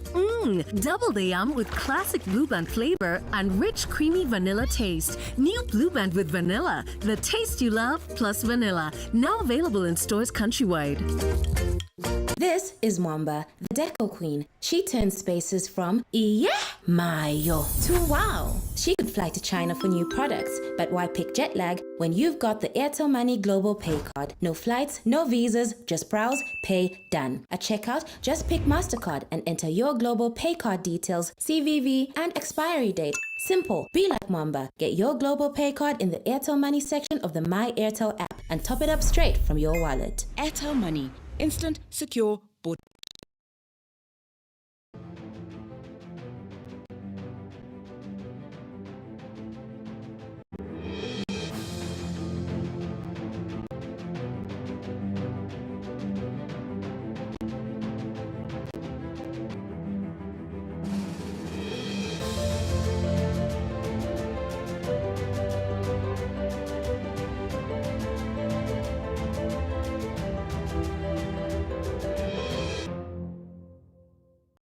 Indeed, it is still a beautiful day to have a beautiful day from wherever in the world you're joining us from. Hopefully, you're having a wonderful time watching us on such a beautiful Sunday morning, giving you up to speed with the latest regards the results. And we shall continue to speak into love, peace, and unity. Kizito. Love, peace, and unity. Jah guide still peace. I and I things. It's like, you know, Bobby at one time was given an award. You know, when he sang about peace and love. I think that Jamaica was about to go into flames, and you know, he sang a song for the nation to just speak into peace. And people who, you know, war is expensive, and it's very funny. People don't even know how to stop. When you start fighting, you think that it will be one or two people who will be involved, and you discover it's a lot of people involved at the end of the day. So it is always good to maintain peace. And you and me, Naomi, you know, are part of the peace. We'll have differences, we'll have grievances, you know, but as human beings, you know, what God has given us is the ability to Absolutely. My mother used to say, Misula. Tolerance. Yes, tolerance. Where you just say, okay, I don't agree, but I tolerate you. One of my greatest moments in Zambian life and history is when Sata said, if you go to throw stones in my name, I disown you are not part of PF, you know. I mean, he had just lost. And there was a lot of conversations. No, but Satan. But Satan, you know, came out and says, if you throw a stone at anyone, you are not with me. I mean, that is what I want to hear today and going forward, that anyone who does it, you know, they are on their own, and therefore the law will visit them. But just for politicians to speak peace, today is a Sunday when we go. And also when we are praying, you know, sometimes now I have seen the way we pray. Let me give an example. Give me an example. Yes, Father, I pray in this election. I pray that my guy wins. Oh, Heavenly Father, I bind the devils. Other people now become devils. Right. You know, the other political party becomes the devil. You know, that's not how we so pray. Could you still pray for God to hear your heart and perhaps make your favorite person win and not still discredit the other one? Yeah, because you see, everyone is made in the image of God. Even the one who you are not supporting is made in the image of God. What we are dealing with here is variety. Look, you are wearing a beautiful variety, you know, beautiful variety. You know, I'm wearing a different variety, you know, and there's no fighting. So it's just basically understanding that we can have variety. Absolutely. Speaking of variety, even as you go out today, maybe to church, or you may want to just be home with your families, you want to know how you can keep warm, because around this season also there's a nasty bad cold that's taking place, and you want to be able to prevent that by knowing how the weather is faring this particular morning. So for most places this morning, northwestern Copperbelt, Lusaka, central and southern provinces, the morning will be sunny, hazy, windy at times, and cool, becoming mild by mid-morning. And of course, minimum temperature will range from 6 degrees to 15 degrees. And the afternoon will have a few clouds, will be hazy, windy at times, and warm to hot. Maximum temperature will range from 25 degrees to 29 degrees. And the evening will have clear skies, windy at times, and mild to cool. That's how the weather is looking like for most places this morning. Look out for the windy and cooler night temperatures expected over western as well as southern parts of Zambia. That is how the weather is looking like. Awesome. I mean, you know, I love the fact that it will be sunny. Right. And then, you know, when it is sunny, ladies can do their thing, you know. What thing? In Botswana, they have a saying that, you know, certain body parts must receive a bit of sunlight. Wow. You know, just a little exposure, but not overexposure. Look at you. This is not in Zambia. I have not said nothing. I'm just laughing, Kizito. Is that a problem? No, you are in order to laugh, except, you know, do you agree anyway that Well, depending on the mood, because the clothing also depends on how you're feeling, because, you know, people see who you are before they actually see or hear what you have to say. So how we come out with regards to our dress code is really powerful. I don't take that for granted. Yeah, I agree. Someone said people address you the way you dress. You know, people address you the way you dress. But of course, that could also be stereotype because different cultures mean different things. Absolutely. Yeah. You know, in the Arabic world, people have a certain type of dressing. The British have a certain type. The Americans will put on a cape, you know, and you know a tie, you know, and so on and so forth. So you know, but we also must be willing to accept variety. Today, I should have been in a tie, but I'm like, please, it's been tie to tie to tie. And the other day, the guys were laughing at me. I wanted to come casual, you know me. I know you. Yeah, so I'm like, okay. We're really impressed. You're doing not bad yourself. I'm doing it for them, but I mean, I wish to be clouded in those boots and, you know, just be all over here. Absolutely. And I know that it's a Sunday, but let's check out with how the rates fared as of the close of business on Friday. Business day will get to open tomorrow.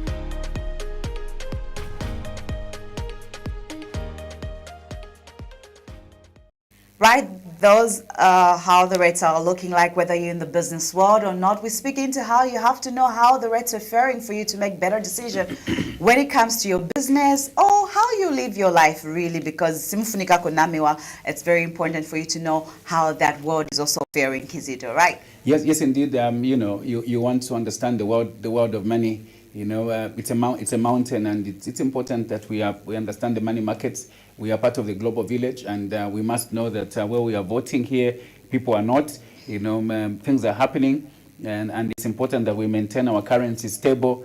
Amidst this, I think I attended the presser, and the bank governor, you know, at the show was answering a lot of questions leading to elections, and you know, he did say, look, we have a responsibility as a central bank to do our best. Everything is fine. You know, we don't expect surprises. We are doing what we should do as an institution that is independent.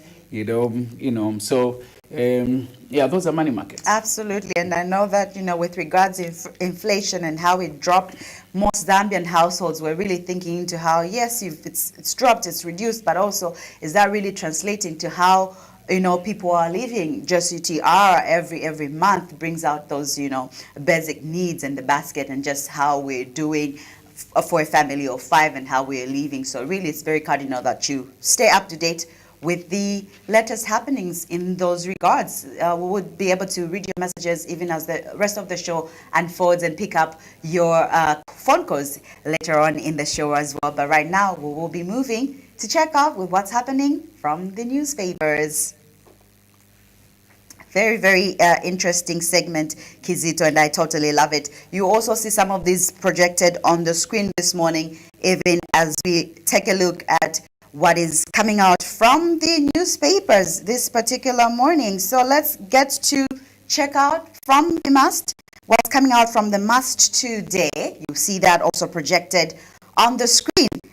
Screaming headline, UCZ under fire over results halt. NRPUP, TIZ demand answers as commission cites security concerns. So stakeholders have expressed concern over the manner in which the Electoral Commission of Zambia has conducted the August 13 general elections. I did speak into this, Kizito. This is the screaming headline in the mass newspapers. ECZ under fire over results halt. There was a lot of conversation really with regards how maybe the ECZ should not have halted the results, because that puts people in a little bit of a panic, for lack of a better word. I don't know what your thoughts are. Naomi, we must remember that the ECZ is an institution, and in institutions there are a number of conversations that will take place that we're not privy to. I think that if they feel that a peace or otherwise this is not the right time because of what is happening on the ground, they have a right to, maybe it's just the approach. The approach could have been that they could have called different stakeholders involved, different political parties involved, to say, look, this is what has happened, you know, and because of one or two security concerns, this is our approach. We are going to hold elections for some time to cater for this and that, to normalize this and that, and then come back and then announce to the people to say, look, we are holding elections because of this, and this pressure should be jointly done with heads of these political parties to say, look, yes, we are at the meeting, we've agreed, and this is a position, we are part of it, we've endorsed it. Imagine someone wants to marry you, but you're not aware. You know, you are a stakeholder, an important stakeholder. So this is it, yes, they are in order to hold the elections amid its concerns, but this must be done in consultation. So I think that what is missing is that they do not seem to have an open door policy in terms of engagement. And this is why we are seeing people outburst, because they don't seem to have clear channels in which they can... When you don't engage people, they will not be committed. Yes, yes. And also they will misunderstand the processes. I think Namangola was at a polling station which opened at 10:30. You know, an hour later, people became agitated. The next hour, they were thinking someone is cooking something. And the third hour, they were almost going into riots. You know, and we asked, was this communicated to the people? No. So that creates anxiety, you know. So it is important that communication is done.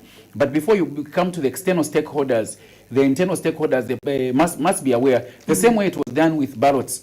You see, you and me did not go to where ballots were printed, but these political parties were represented where these things were done, and if there were concerns, they raised them, and ECZ attended to them. So I think that this is, I know there's so much pressure on them, but it doesn't run away from communicating. You know, that's why in any organization, once you do well on communication, I think most of the teething problems are removed. So I think it is a question of communication, but nothing sinister, in my view, because this is a commission that has delivered successive, you know, presidential and parliamentary results peacefully.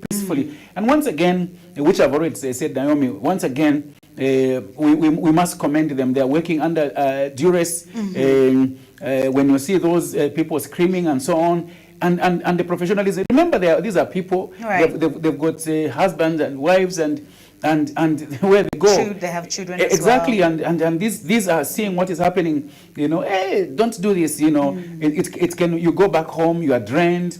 You know, so they are doing a lot. I mean, one would say, yes, they have allowances, but you see, allowances don't undermine humanity, you know, yeah.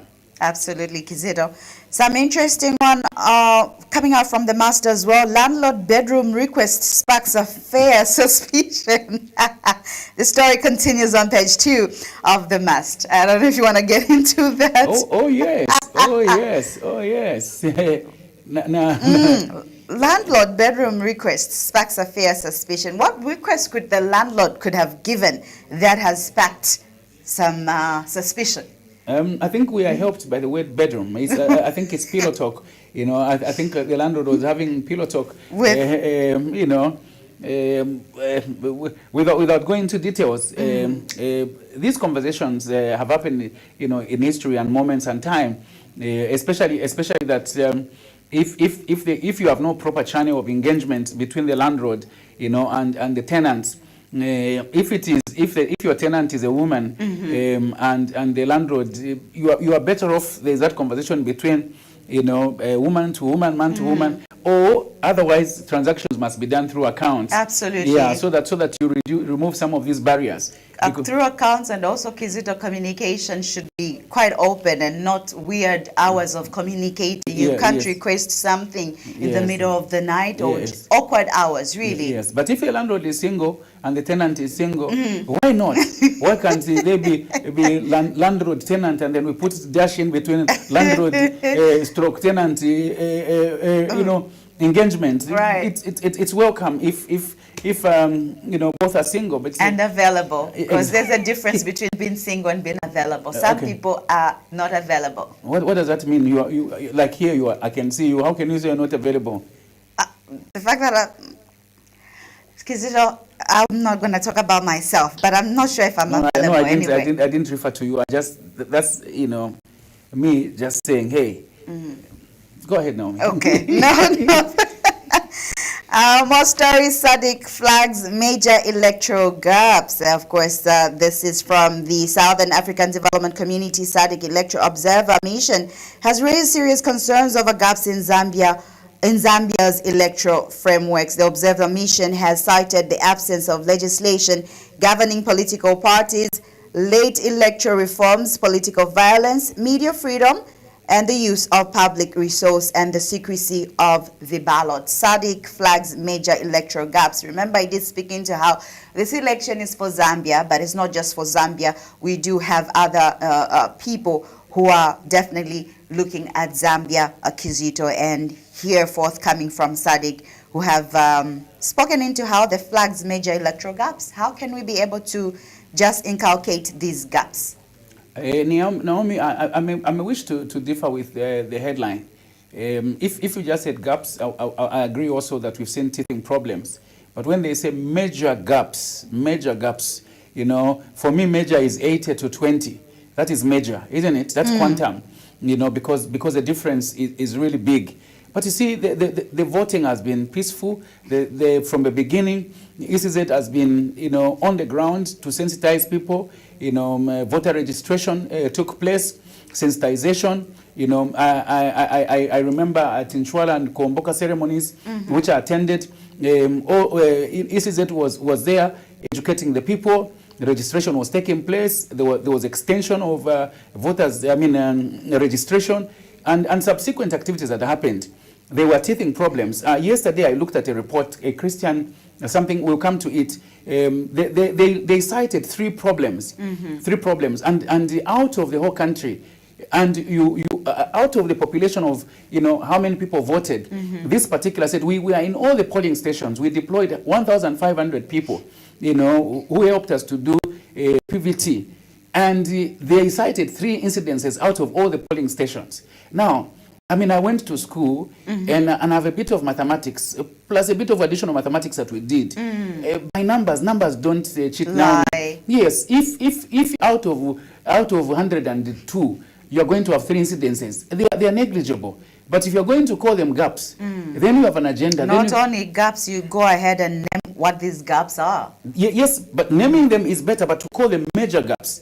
Because, major means that indeed, Zambia's electoral process is really, in its infancy. We have issues. And yet, this is one country that has successfully handed over power from one government to another using this ECZ. I think that this report, I would look at it and say, no, I don't agree.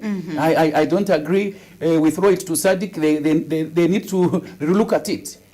Right. Also, from the mast, soldiers on the streets creating fear, says Chief Nsamba. I know that we do have a clip that we'll be able to share later on with regards to this Kizito.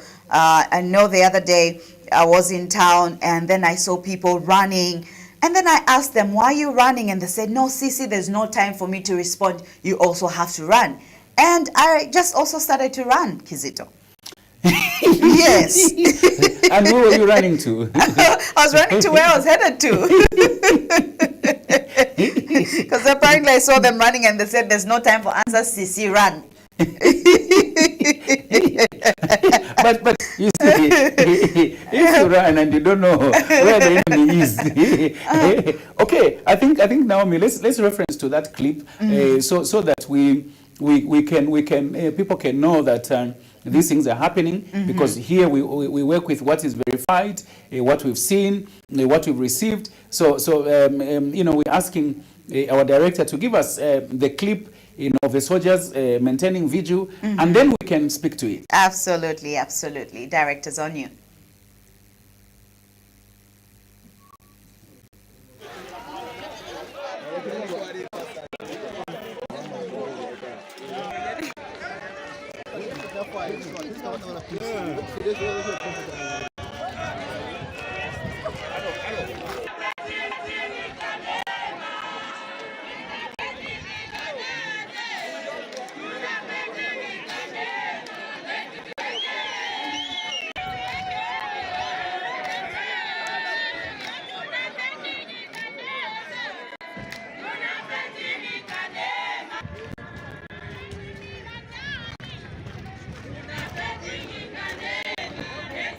different districts, whenever the ECZ had announced the results, the ECZ had to come in to confirm.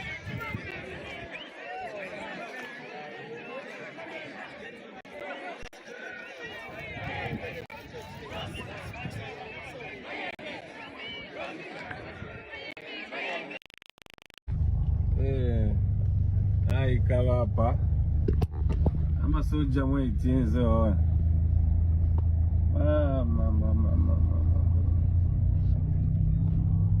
masoja zo namasoja ayo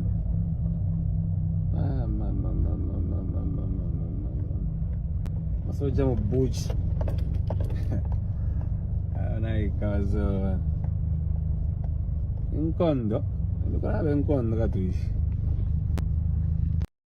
In reference to what is in the must with regards soldiers on streets chasing fear, says Chief Nsamba.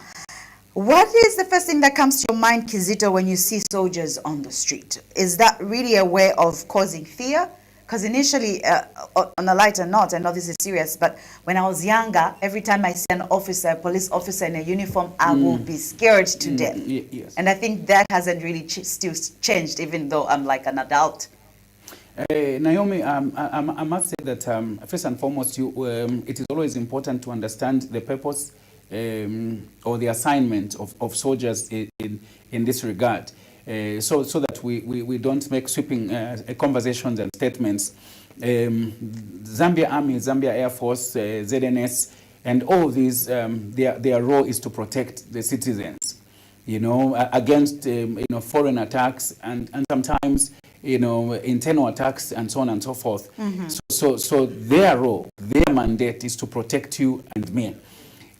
However, what I do know is that Home Affairs is, or police, of course it's a police service, and I'm even glad that it was removed from police service. Absolutely. Yeah, so in offering a service, the police must work with you and me, in case of issues on the ground. For instance, in the violence and all this, we have Kamfinsa prison, Kamfinsa in a training center where people are taught cloud dispersals and all that type of thing.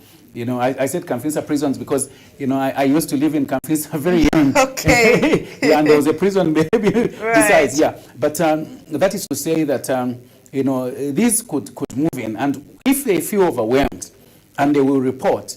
And when they report to say, look, I think as a police service, we are overwhelmed by what is taking place on the ground. Mm-hmm. Even then, after they're overwhelmed, there will be various reports that will go between security and security.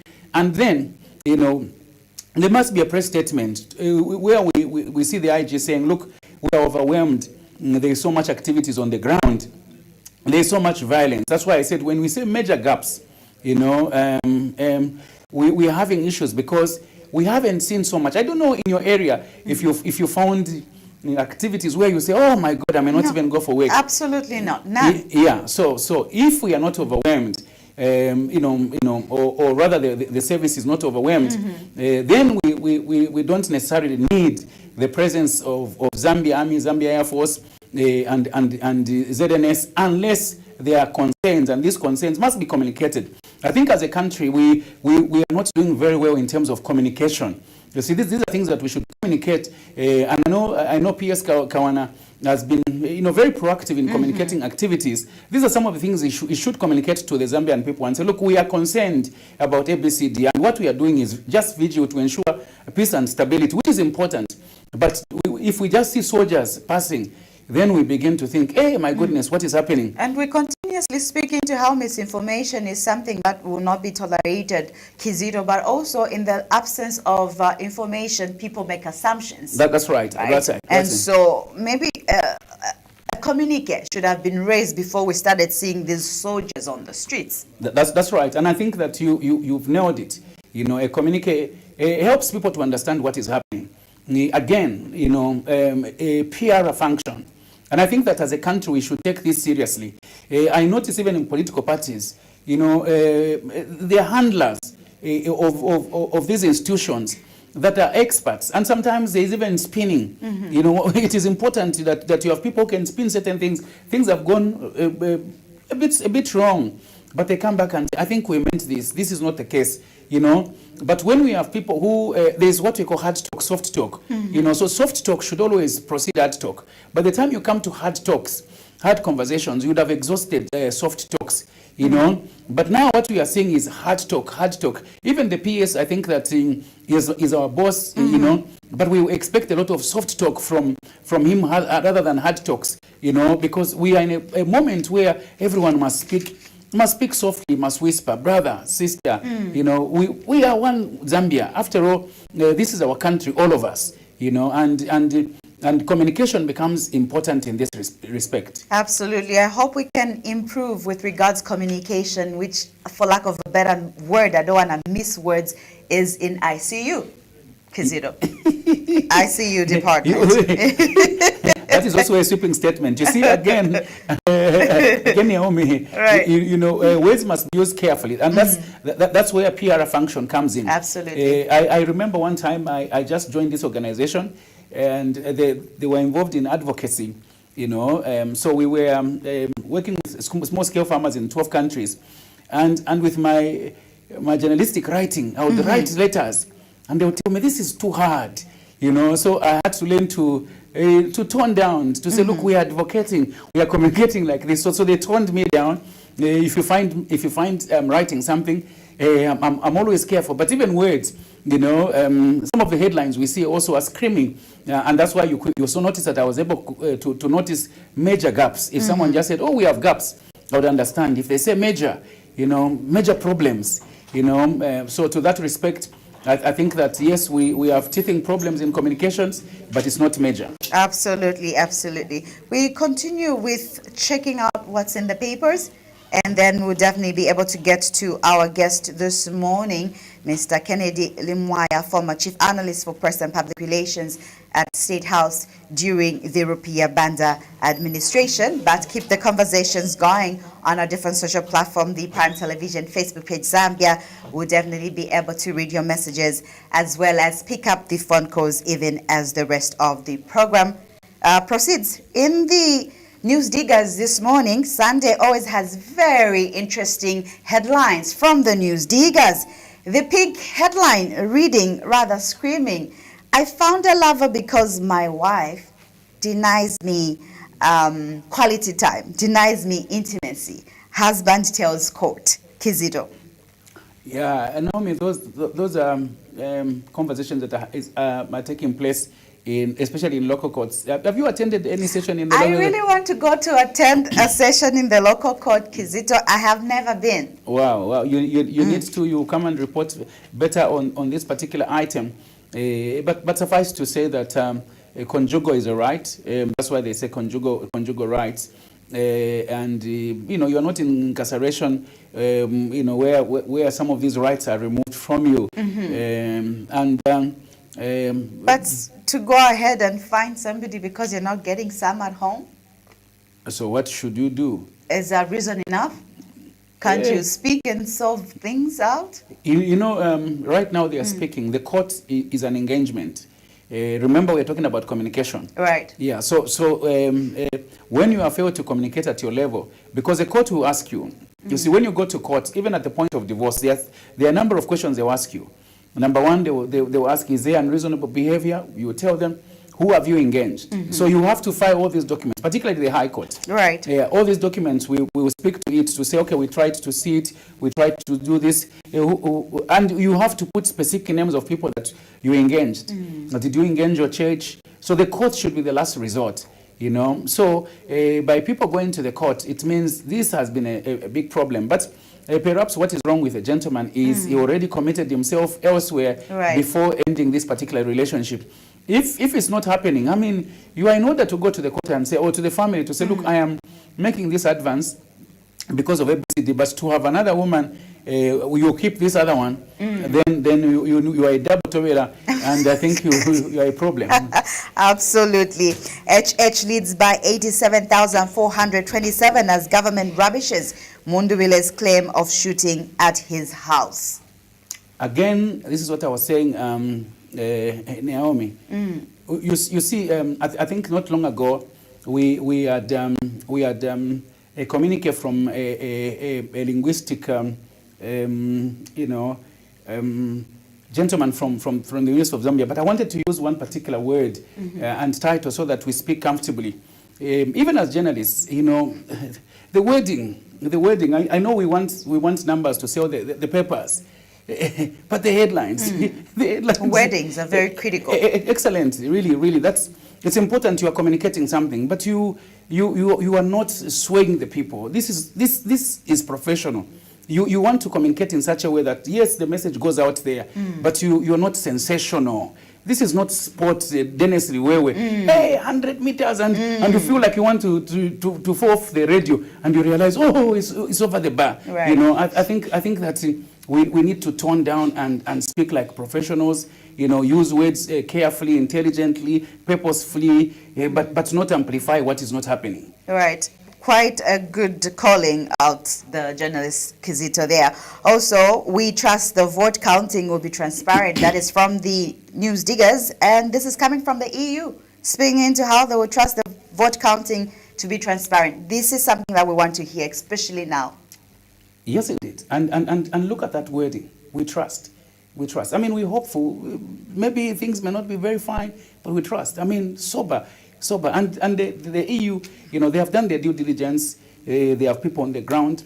They have been communicating their various channels, and they have seen really that Zambia has not gone to the dogs. We have teething problems, but believe you me, compared to other regions, I have one particular person from South Africa who said, "Look, we see Zambia as a beacon. We are learning from Zambia, and you see, whatever happens to Zambia becomes a prototype, a norm around. So I'm glad coming from the EU. That's why I was quite unkind to the comment from Sadiq.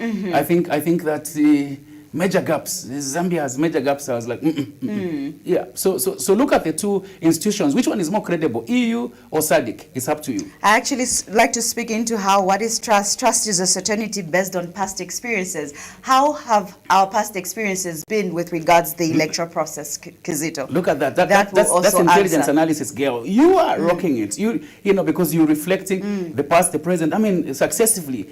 We've done well. We've done well. We've seen so many presidents come in and go back. No bullets, no gun. I mean, the Kaundas will tell us, yes, we got independence like this. But after that, we just go to Hero Stadium or anywhere. We hand over the instruments of power. Everyone is happy. A few people are sad for a day or two. Right. Life continues. And that is the Zambia we know. That is the Zambia we see. That is the Zambia we continue to, to look forward to. And that is the Zambia we want as we continue getting stories from the News Diggers. Is that not a political party? No, but now I'm speaking of as in one Zambia, one nation. I'm non-partisan, Kizito.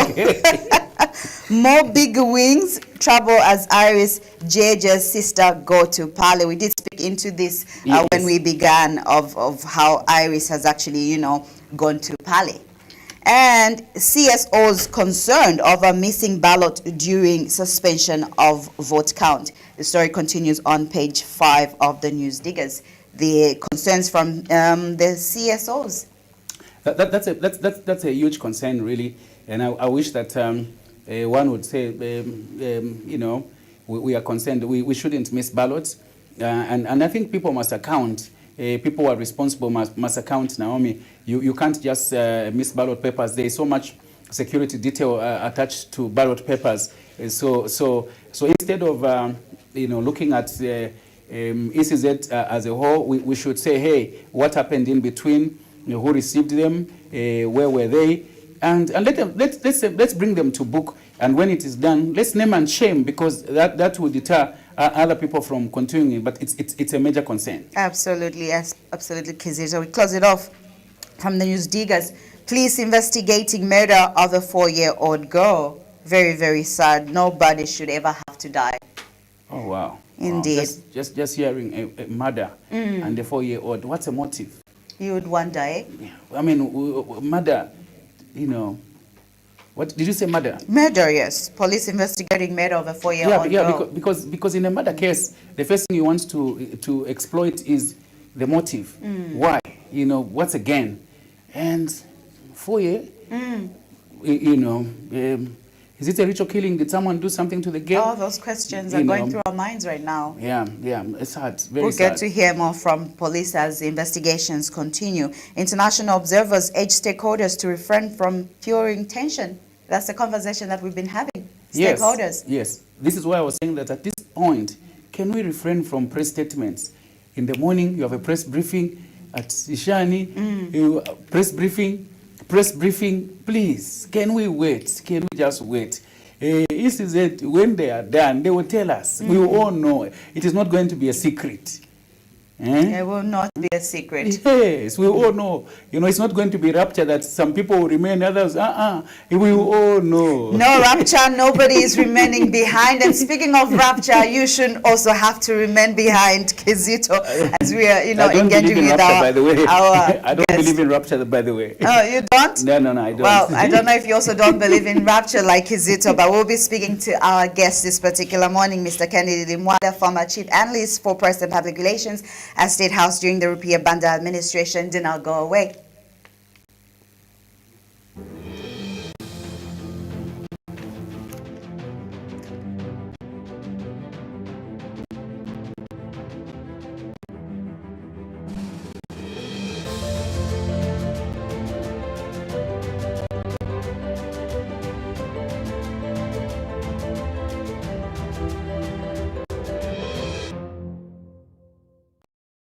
After a long day of spreadsheets, traffic, and people saying circle back, Twambo just wants to stream his favorite show. But of course, his subscription expired. Good thing he's got the Airtel Money Global Pay Card for his global subscriptions. One tap and he's back in business. No panic, no drama. At checkout, just pick MasterCard and enter your Global Pay Card details, CVV, and expiry date. That's it. Show back on. Subscription paid. Cash Life activated. Be like Twambo. Get your Global Pay Card in the Airtel Money section of the My Airtel app and top it up straight from your wallet.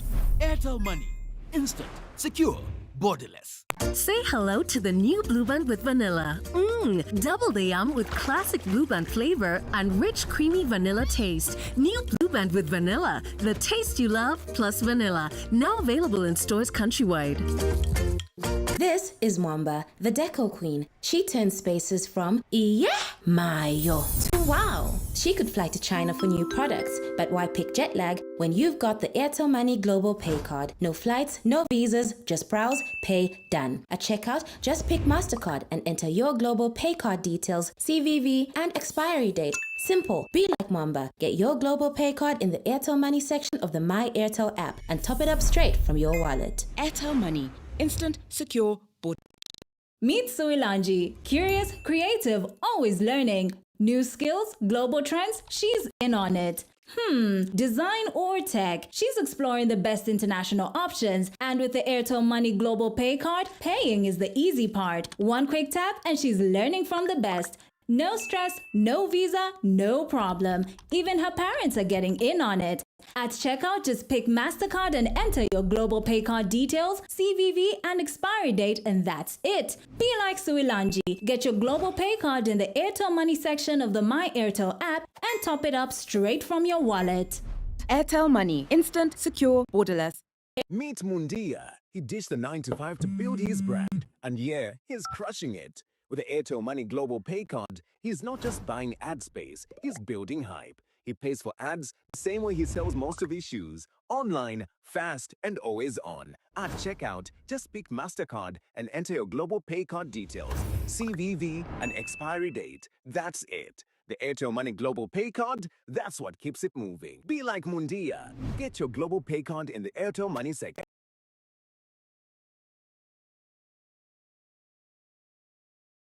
Welcome to New World of Entertainment in Zambia.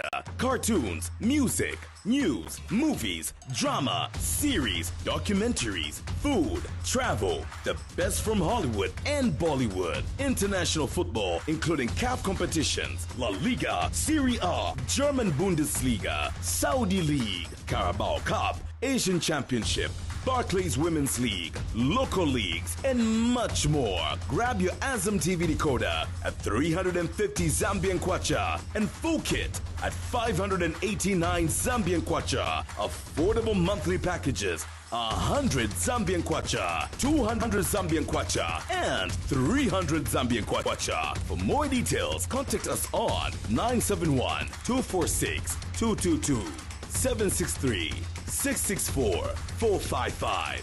WhatsApp 77-500-0013. Azam TV, entertainment for everybody.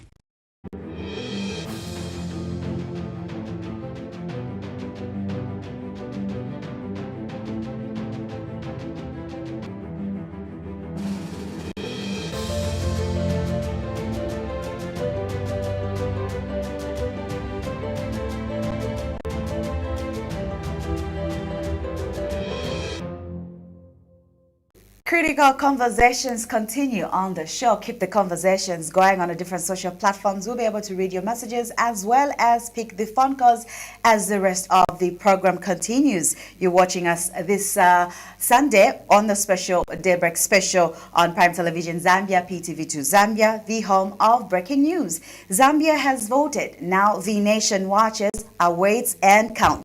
As the Electoral Commission of Zambia continues declaring results from the 2026 general election, every constituency announced adds another piece to a much bigger political picture. That elections are not merely about who is leading and who is trailing behind. Every number is a voter. Every victory or defeat is a political message. So, what are these results telling us about the mood of the Zambian people? Are traditional political strongholds shifting? What explains some of the victories and defeats we are experiencing or witnessing? And perhaps most importantly, when the final verdict comes, will Zambia's political leaders respect the will of the people? These are conversations that we're diving into this morning, and to help interrogate the numbers, the politics behind them, and what could happen once the final presidential result is declared. We have been joined by Mr. Kennedy Limwanya, former Chief Analyst for Press and Public Relations at State House during the Rupiah Banda administration. Sir, good morning and welcome to Daybreak Special. Thank you, Naomi, and good evening, viewers. Absolutely. Very, very excited that you have come and, to speak into very, very cardinal issues. Sir, as results coming in to be declared, what is the political story emerging from this election beyond the numbers? That beginning, I must say, I said good evening instead of good morning. Good morning, yes. Yeah, I'm sorry about that. Yeah, we are seeing the numbers coming in slowly from the strongholds of the opposition and the strongholds of the ruling party. We are beginning to see that the ruling party has made some inroads, serious inroads, in the strongholds of the opposition, while the opposition hasn't done so much in the strongholds of the ruling party. This takes us back to about 2008, when then opposition leader Michael Sata did quite some work after the death of President Mwanawasa. You remember there was an election to elect a new president. President Sata did very well in the strongholds of the Patriotic Front, but neglected to campaign, strongly in the strongholds of the MD, which were Eastern Province, Northwestern Province, and Western Provinces. So when the final results were announced, because President Sata had not campaigned strongly in the strongholds of the MMD, victory eluded him. Could this be the reason why we have seen that the opposition hasn't done fairly good in these other provinces? I know that, the opposition also had a virtual meetings with regards to Southern Province. They didn't go there physically. Yes, for me, I feel that it was some kind of it was disrespectful for the opposition to campaign in all the 7 provinces, but neglect to campaign strongly in Southern Province, Northwestern, and Western provinces, but in particular Southern Province. They cited fear, they cited safety. That's why they didn't head there. I don't think so, because if you're a strong presidential candidate and you want to lead the whole country, you must have the courage to go to all the provinces of the country. So I don't think the fear of being attacked it should be believed. All right, and I know, having served at State House, you have many memories, and of course, you know, you have so many stories also to just share with us. What happens behind the scenes when an incumbent president watches election results coming in and realizes the country may either be renewing or rather withdrawing his mandate? On my experience with working with President Rupiah Banda, in particular in 2011, September 2011, because I joined State House in July 2009, and I was there when elections took place in September 2011. You know, when you are a sitting president, you must be able to listen to what the people are saying. Okay, I remember I was with President Rupiah Banda in Nairobi after he had left office, and was explaining to the people of Kenya. That time he had gone there as an election observer, and he was explaining to people that, you know, when votes were being counted in Zambia, September 2011, I was listening to what the people were saying. I could have accepted defeat. I could have decided to say, okay, let's do a recount. However, I had to listen to what the people were saying. So now, in this current situation, we can see clearly that the ruling party is about to retain power from what we have seen so far. And my experience tells me that the president always listens to what the people are saying. And even now, I think the president will listen. But what if it turns around saying that, you know, there are other places that haven't been counted yet? So far, yes, he seems to be leading. What if it changes? What should the president then be able to hear? The president will be able to do what President Rupiah Banda did in 2011 and what President Edgar Lungu did in 2021. All right, and I know that sometimes it's very dangerous. Most of the times, it could be dangerous for political parties or candidates to declare victory before the ECZ completes the official process. ECZ has cautioned against premature victory claims during the current count. What are your sentiments with regards to this, and how dangerous really is it for political parties to be able to declare victory before the ECZ completes the counting? For an opposition leader to declare victory, that can incense the supporters. They can go to the streets, and this can be very dangerous to the country. You know, we must get an example of President Michael Sata in 2006 elections. His supporters thought the President Sata had this victory stolen. But he was the one who cautioned these people, please don't go to the streets. Don't go to the streets. If you go to the streets, I'll be the first one to disown you. And I feel that even the leading opposition leader, in this case, Brian Mundubile, should be the one to tell his people, don't go to the streets, instead of him declaring that he has won. All right, and we have seen disruptions and just security concerns rather around parts of the country. At what point do isolated incidents begin to undermine public confidence in otherwise credible elections? And of course, we've seen, you know, some soldiers on the streets creating fear among citizens. Well, I don't think the soldiers being on the streets should create fear among citizens. Because there have been reported incidents of violence in some parts, and as you know, sometimes the citizens do not fear the Zama police so much. So by having the soldiers on the streets, at least that adds to ensuring that there is security in the country. But without communicating to the public, doesn't that just raise alarm and anxiety among members of the public?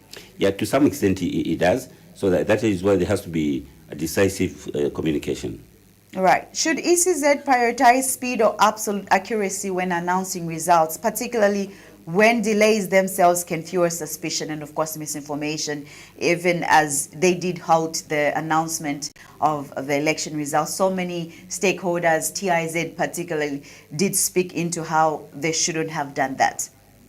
Well, I think the ECZ has been able to address that. That is why I was very impressed because initially the ECZ said they were halting the counting of votes, announcements of votes, for about 24 hours.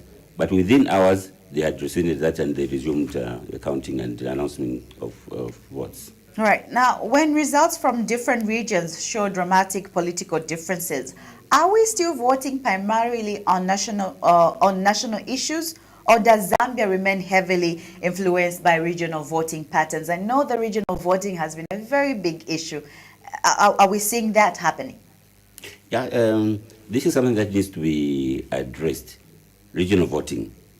And we need to go back to the time of the MMD, when it was really fully national, and people could vote not based on region, but on what the candidates were promising the electorate. But would you say people are now voting on national issues, or it's strictly regional voting? Dudu Mwezi, for instance, gave Mr. Mundubile 46 votes, while Hakainde Hichilema 22,043. Well, I wouldn't call it regional. If you haven't campaigned in Dudu Mwezi, what do you expect? If you haven't campaigned in Choma, what do you expect? So what other regions must learn from Dundu Mwezi is that they must learn to support their people to the hilt. And you know, when you talk about Dundu Mwezi, you should go to the list of the presidential candidates, about 14. How many are from the southern province? How many are from the northwestern province? So if you have so many coming from the east or north, what do you expect? A divided vote. So you can't blame the people of southern province. What should we read into parliamentary results when prominent politicians or former ministers are losing seats? Is this simply local dissatisfaction, or could it be a sign of the broader political realignment? Well, if ministers, former ministers begin to lose elections, I think it tells us quite a lot. What does it tell us? The people are deciding based on the promises they get. It's not about whether you are a minister or not. That is why we've seen Kabuswe losing, Mike Mposha losing, Masebo losing. So it's not about whether you're a minister or not. It's about what you've done to your constituency. All right. And if the final presidential margin becomes decisive, what responsibility falls on the losing candidate? At what point should a candidate concede rather than continue raising doubts about the process? Will we hear of how the process has not been credible? Well, at the time the ECZ announces the final results, everything being equal, the losing candidate, whether the ruling party or the main opposition, must be able to phone the victor and say, congratulations and, good luck. Right. I know from your experience in the Rupiah Banda administration, which eventually handed over power after the 2011 elections, what lessons should today's political leaders learn about accepting the will of the electorate? Because we do remember that the 2011 presidential election for Mr. Rupiah Banda was heavily, really invested in. When you lose power, or you not only losing power, but when you lose an election, you must accept the will of the people. In 2011, when President Rupiah Banda lost those elections, it was not even enshrined in the Constitution for him to go and hand over power to the person who had won. I remember when he lost the elections. That was on the night he lost the elections.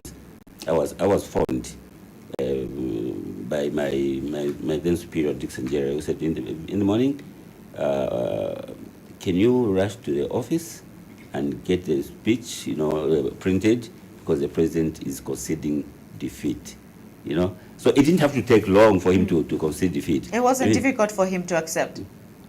Of course, it's difficult when you lose an election. But then he had, accepted the will of the people. So it's either way. Whether you are in the ruling party or you are the main opposition leader, you must be able to concede defeat without letting your supporters take to the streets. Right. The big one will be on the ECZ. Once ECZ declares a winner, what should the president-elect's first message be? Not to supporters, but specifically to the millions of Zambians who voted against him. Or for him rather. The one whether he is the president who retains power, or is the opposition who gets power. The message to the supporters should be to support the one who has won the elections. Right. And speaking into how leaders will definitely be able to conduct themselves during and after an election, what could you speak to us about the conduct of a leader? The leaders should be able to ask their supporters to remain calm and let the one who won elections lead with the support of every citizen. Right. And Mr. Limwaya, before we let you go, what would your message be to the Zambian people who are glued tirelessly on their television screens and on their phones, really looking forward to who the winner will be for this election? They should just remain calm, because Zambia has held elections successfully since 1991, 96, 2001. So there's no need to panic. The ECZ is equal to the task. There have been issues of no vote rigging. I don't think that can happen under the current ECZ, even the previous ones, so to speak. So we have all the confidence and trust in the electoral process. Yes, we should always continue to have confidence in the electoral process. Right. Thank you so much, Mr. Limwanya, for coming and just sharing this very, very insightful information on such a day as critical as today. You're most welcome, and thank you for having me. Indeed. We've been speaking to somebody very, very critical in this conversation, of course, sharing his insights as he worked very closely with the late Rupiah Banda's administration. At the end of the day, elections determine who governs, but how leaders conduct themselves before, during, and after an election can determine how united a country remains. Thank you so much for being here with us. More conversations continue on the show on the other side.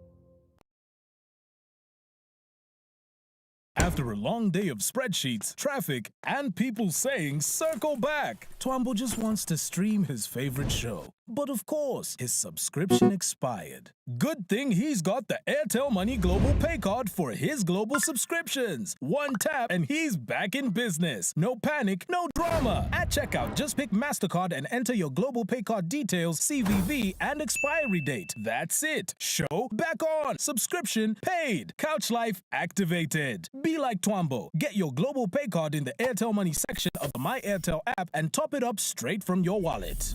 Airtel Money. Instant, secure, borderless. Say hello to the new Blue Band with vanilla.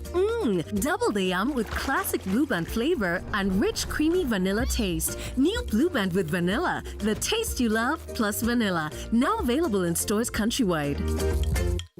This is Mwamba, the Deco Queen. She turns spaces from Mayo to wow. She She could fly to China for new products, but why pick jet lag when you've got the Airtel Money Global Pay Card? No flights, no visas, just browse, pay, done. At checkout, just pick MasterCard and enter your global pay card details, CVV, and expiry date.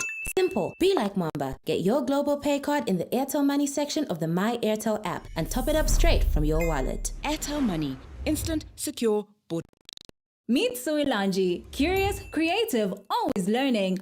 New skills, global trends, she's in on it. Design or tech, she's exploring the best international options. And with the Airtel Money Global Pay Card, paying is the easy part. One quick tap and she's learning from the best. No stress, no visa, no problem. Even her parents are getting in on it. At checkout, just pick MasterCard and enter your global pay card details, CVV, and expiry date, and that's it. Be like Suilanji. Get your global pay card in the Airtel Money section of the My Airtel app and top it up straight from your wallet. Airtel Money. Instant, secure, borderless. Meet Mundia. He ditched the 9-to-5 to build his brand. And yeah, he's crushing it. With the Airtel Money Global Pay Card, he's not just buying ad space, he's building hype. He pays for ads the same way he sells most of his shoes. Online, fast, and always on. At checkout, just pick MasterCard and enter your global pay card details, CVV, and expiry date. That's it. The Airtel Money Global Pay Card, that's what keeps it moving. Be like Mundia. Get your global pay card in the Airtel Money section.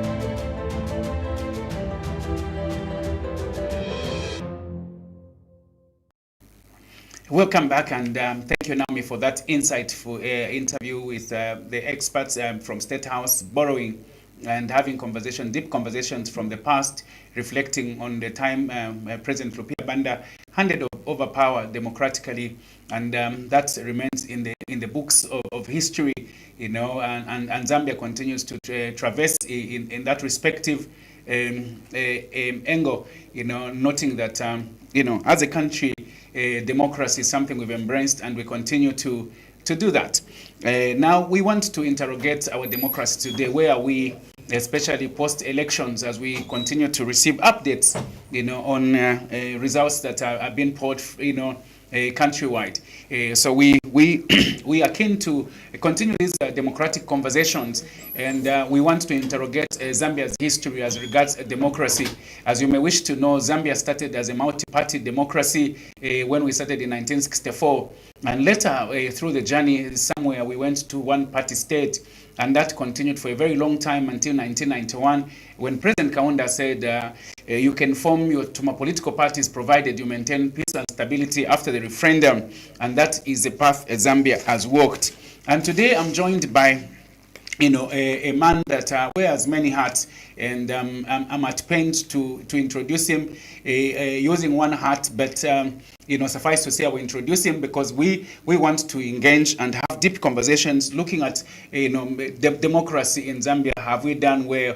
What are the gaps? You know, are they major? You know, ECZ, you know, the elections, and he is a lecturer, he's a historian, you know, he's an editor, so he wears many hats in that respect. Dr. Kasongo Chiputa, welcome, sir, to Prime TV. Thank you very much. It's great to have you, sir. We depend on your wealth of knowledge, especially as an historian, as a people who has walked the path, experienced it.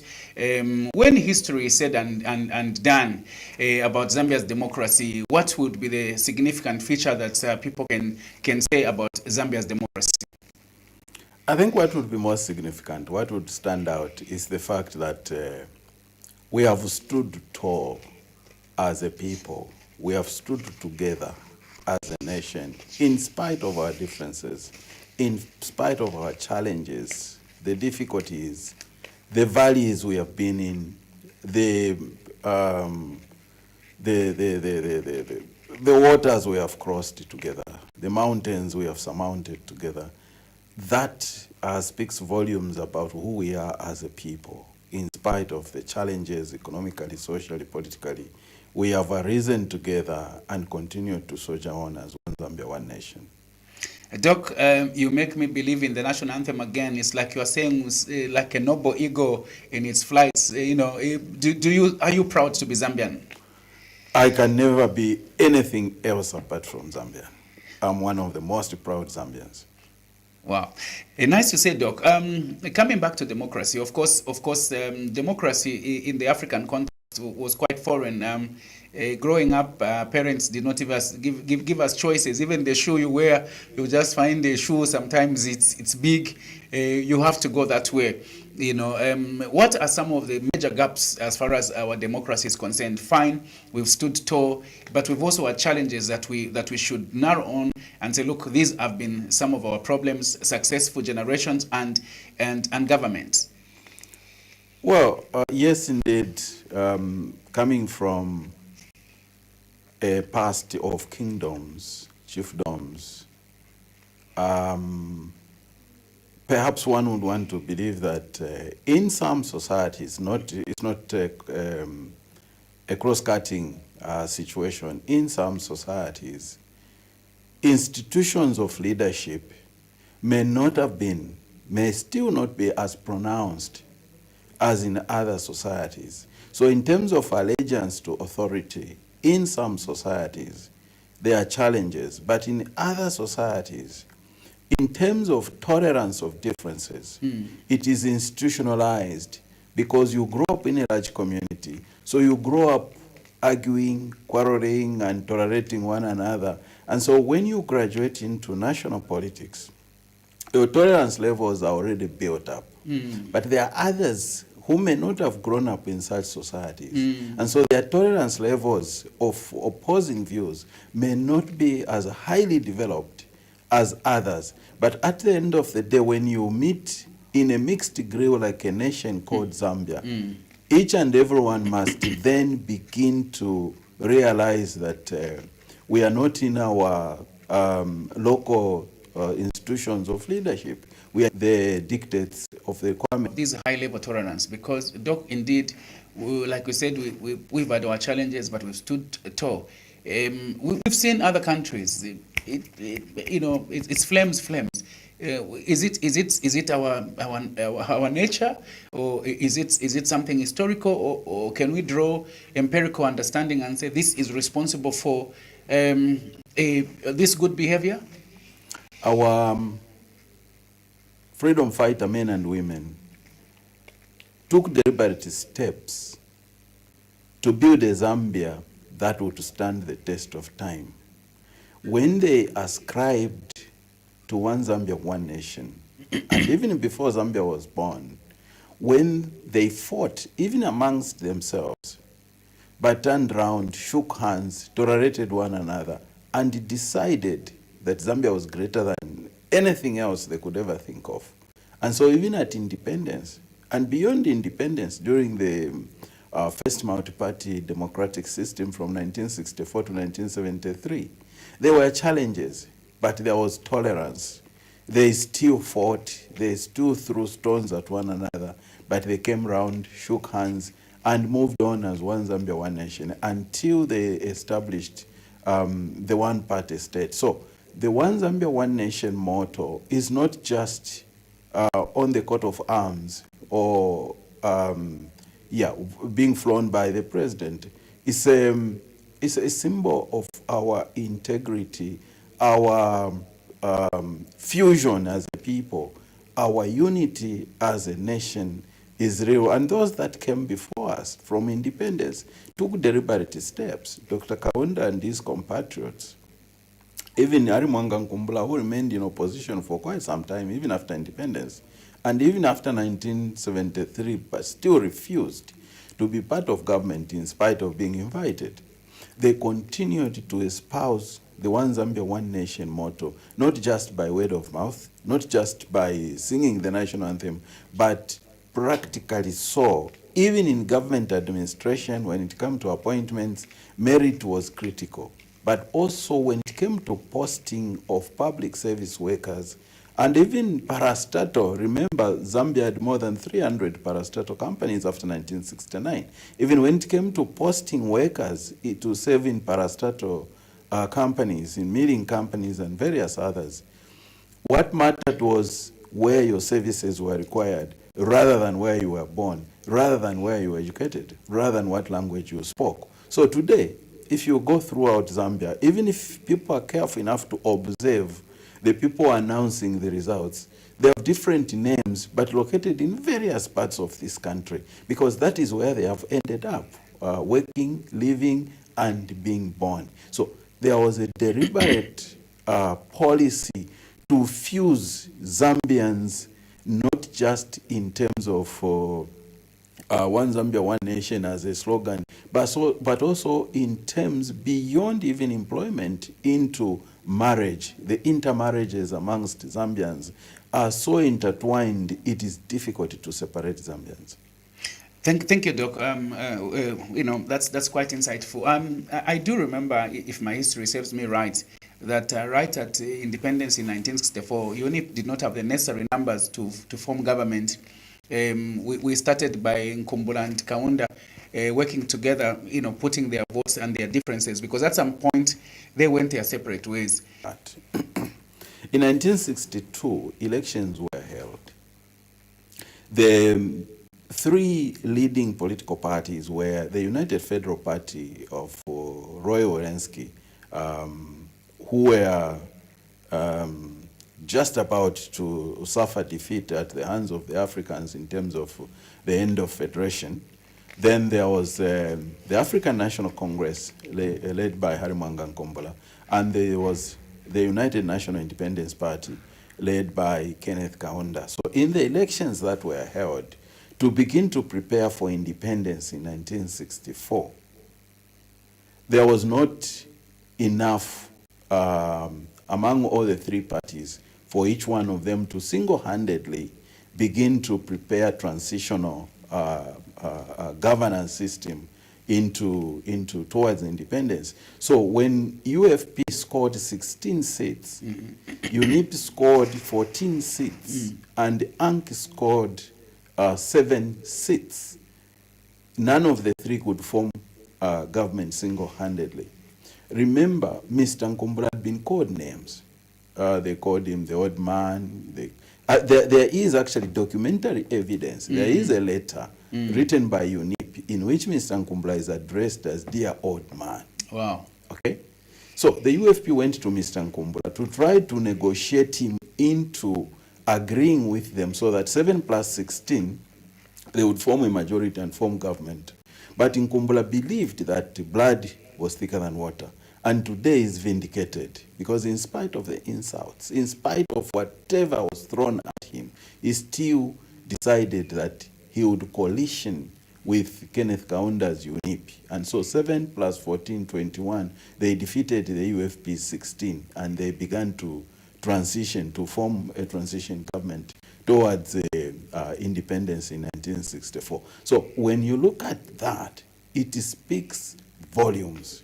Because Nkumbula, 1, was more educated, 2, he was richer, 3, he had more knowledge. He literally was the one who had embraced all these young men when they were in Chinsali, when they were wherever they were, and brought them to the Copper Belt, together with, of course, Mbikustale Wanikau later went on to become the Barosi king.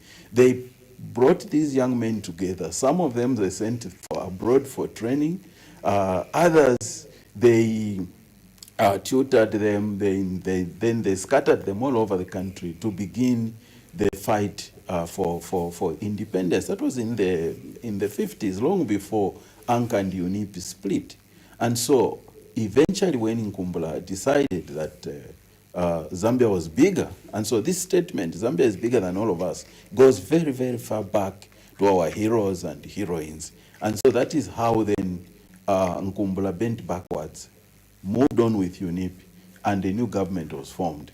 And eventually, of course, when fresh elections were held in January 1964, UNIP won a majority and formed government. Harimanga Nkumbula went into opposition. But they had cemented that One Zambia, One Nation situation to the extent that it would be very difficult to break. Of course, in 1967, 1968, there was the fallout at Chilenje Hall when Dr. Kaunda even momentarily resigned. But at the end of the day, the night without the president. Yes, reason still prevailed. And when you look at the people who were sent to call back Dr. Kaunda, they were not his fellow members only. The Scotta winners, the Mundias and others, they were people who were respected by Dr. Kaunda, but who came from various parts of this country. And that is how eventually came back. They put their heads together and they moved on. And here we are today.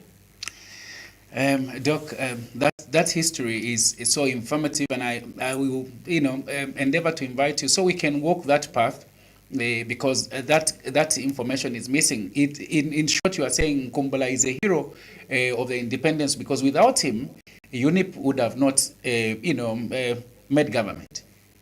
Exactly, because if Nkombola had opted to align with the United Federal Party of the white settlers, they would have formed government.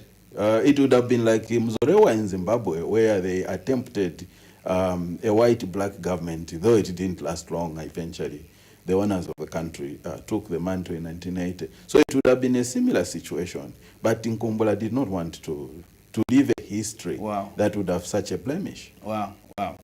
Talking about Nkombola, I'll come to him because I'm privy, Doc, to have sat with Mrs. Kapwepo in her house for 1 week, and she told me great stories about Nkombola. I'll come to it, but I want you to take us back to the 1960, to when you talked about the Chilenje phenomenon, where the Bembas and the Tongas had united on one sense to say we don't want Kaunda, and then Western Province and Eastern Province also said, the Kamanga group, we want Kaunda. Just that history, what has happened in between, because the Bembas and the Tongas were actually on one, paddling one way, and these others were paddling. Not that we bring regionalism, but this is history. Give us that, sense of history. Yeah, but there are great lessons just from what you have explained. When the Chilenje Hall meeting broke into two camps, East, West, against North, South. Now, there what was at stake was not necessarily the regions. What was at stake were the ideas. The problem was this. President Kaunda, coming from Chinsali, and Simon Mwansaka Pwepwe, coming from the same village with Dr. Kaunda. The uncomfortable situation was that Simon Mwansaka Pwepwe defeated Reuben Kamanga for the vice presidency of UNIP.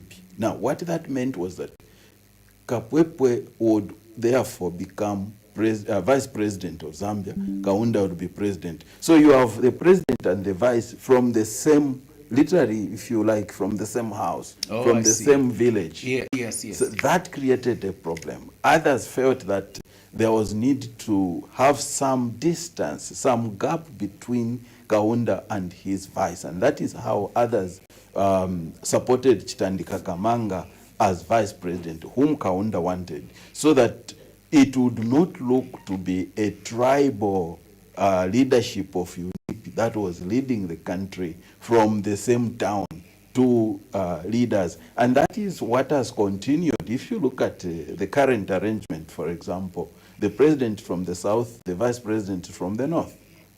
The previous administration, President Lungu was from the east, Madam Inonge Wina was from the west. And we pray that that system continues to prevail, that system continues to run. So back to Chilenje. So that was the situation. So the challenge was not regional. The challenge was not personal. The challenge was the idea that the president and the vice should come from the same town. Wow. That created a problem. Wow.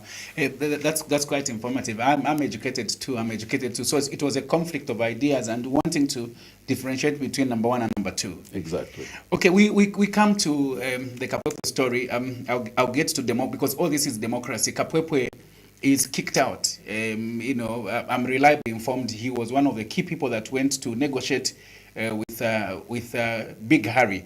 Mrs. Kapwepo referred to him as Big Harry. In all the conversation, she said Big Harry. She says, my husband is one of the people who went to Big Harry to negotiate that we should put the votes together, we should work together. And then she says, Big Harry said, I will not trust Kaunda, and you're doing this at your peril. Of course, later we see Kapwepo incarcerated, and of course he didn't even go to campaign in his a town there. It should be Mufrila, if I'm not mistaken. It's Mufrila, yes, and he managed to scoop without stepping into his constituency. Are these not the same things that we continue to see as Zambia, where opposition is blocked, in prison? President HH has been in prison. President Sata has been in prison. A few have not been in prison. Does it mean that everyone who must come to the corridors of power must see the prison doors? Well, partly because we get excited with power and forget our history. We leave history at the door of politics. When we get in, we lock the door and forget our history. But we run back to history when we get into problems, when we run into difficulties. That's when we say, oh, where is the history? What happened? Why are we repeating what we should have avoided? So it's important to continually be conscious of where we are coming from, because it's the history that makes us what we are. And it's the present that should inform us on what we should become as a people, where we should go as a people. So the three, the history, the present, and the future, are linked. And if we neglect the history, then we must be ready to pay the price. And so that is partly why we are where we are, where we constantly repeat, we claim to be Democrats. Wow.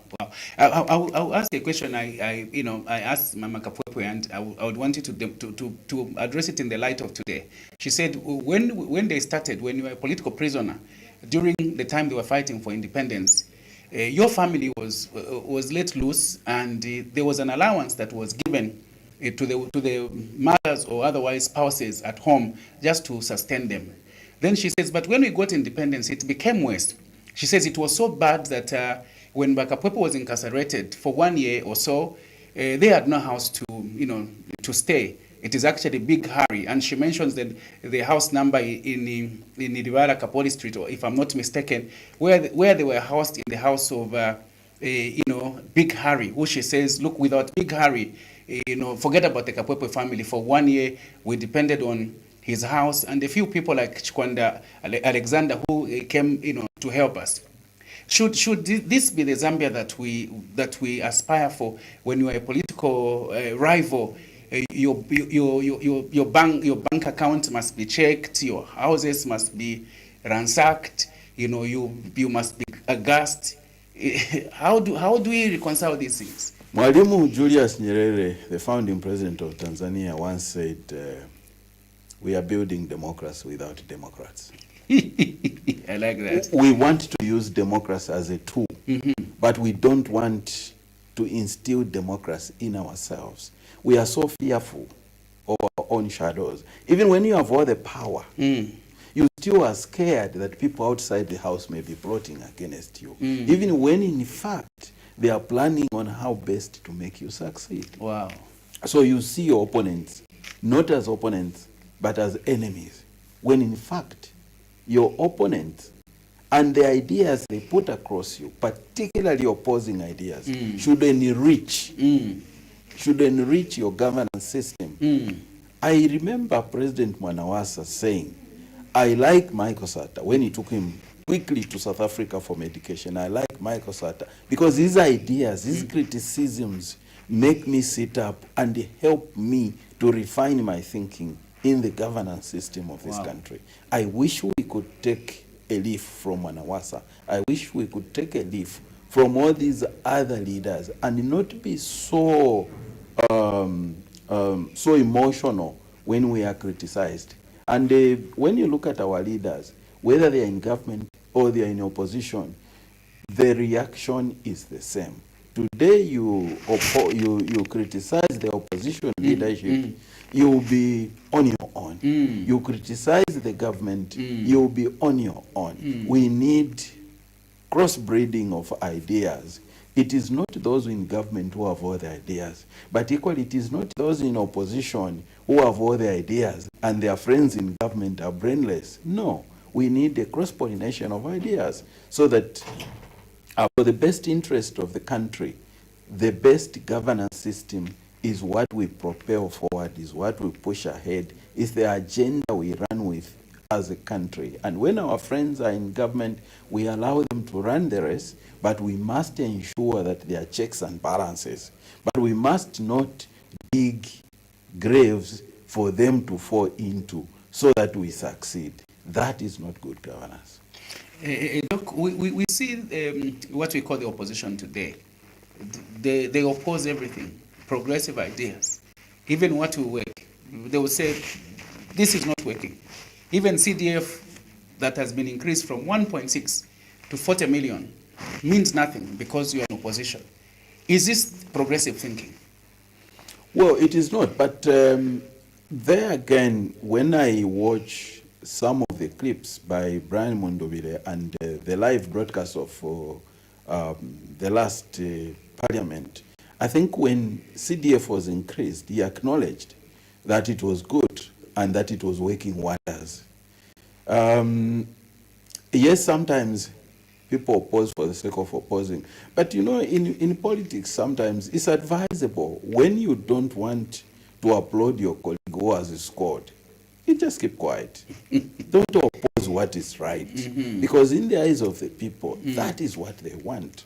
When you talk about free education, that is what the people want. So if you don't like it, don't oppose it. Just keep quiet and move on if you don't want to applaud what your colleagues have scored. But then, of course, like Mwalimu Nyerere said, we want to build democracy without Democrats. We think that being in opposition is to oppose everything government, and being in government is to oppose everything opposition. And that is where we get it wrong, because there are good ideas, a lot of good things that government does that needs total support because they are for the good of the nation.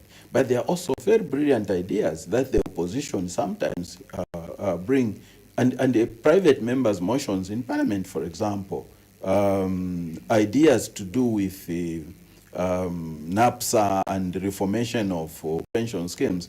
I think Sunday Chanda must have taken a leading role in that regard. And government welcomed such ideas, and because they were progressive. And here we are today.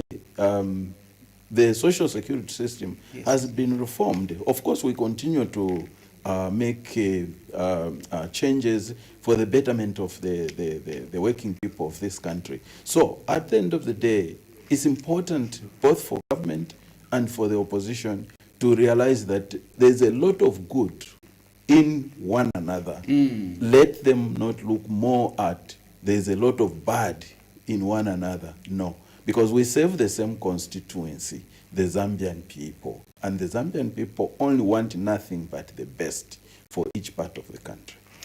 Doc, thank you so much. I'm privy actually with CDF. I went to one area in Sinazongwe.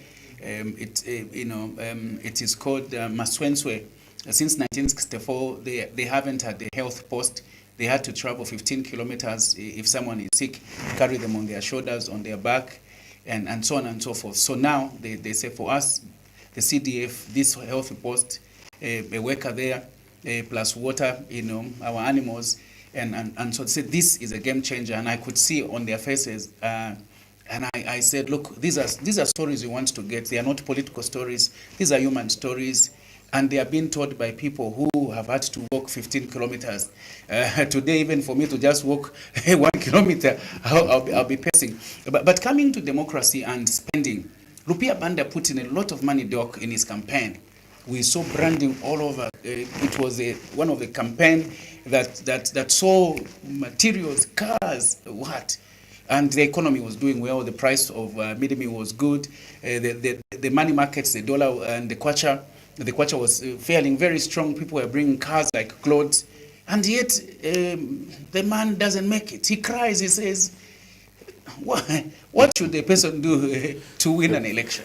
No, I think for MMD, for President Banda, those were last-minute programs, most of those. I mean, how could you brand sweets, really, with MMD? Those were last-minute programs. But yes, the economy was doing very well. But it also depends on the crafting of the opposition message. More money in your pockets, lower taxes by Michael Sata. And Michael Sata was a very crafty person in terms of messaging. Yes, My yes. father was a cook. That statement went viral. Yes, and yes. enticed a lot of Zambians. And so he won the elections. That aside, come 2021, the UPND had its own messaging. But for the Patriotic Front, really they were themselves to blame. Because here and elsewhere, we always told them, you can't win elections in the manner you are conducting yourselves.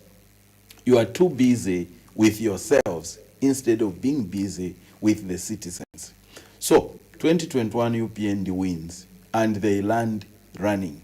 They start free education, they start CDF, they start all these many programs. And many of them have succeeded. Yes, of course, there have been teething problems with regard to CDF, which even parliamentarians were pointing out that no money is being stolen, this, that. But that does not take away from the fact that that's a policy that just needs, every time you attend to it, when you see teething problems, you resolve them, you push this, you push that, until the best resources reach the people, until the best. Because you see, with CDF, the advantage is the people in the rural areas, the people in the urban areas, the people in the communities who decide what they want to spend the money on. Because you see, it is, in Bemba they say, Upamfiwe, Eulwanechivi. When you have diarrhea in the night, it's your job to open the door, because our toilets are latrines in the villages. So you have to go outside. So it's you who should struggle.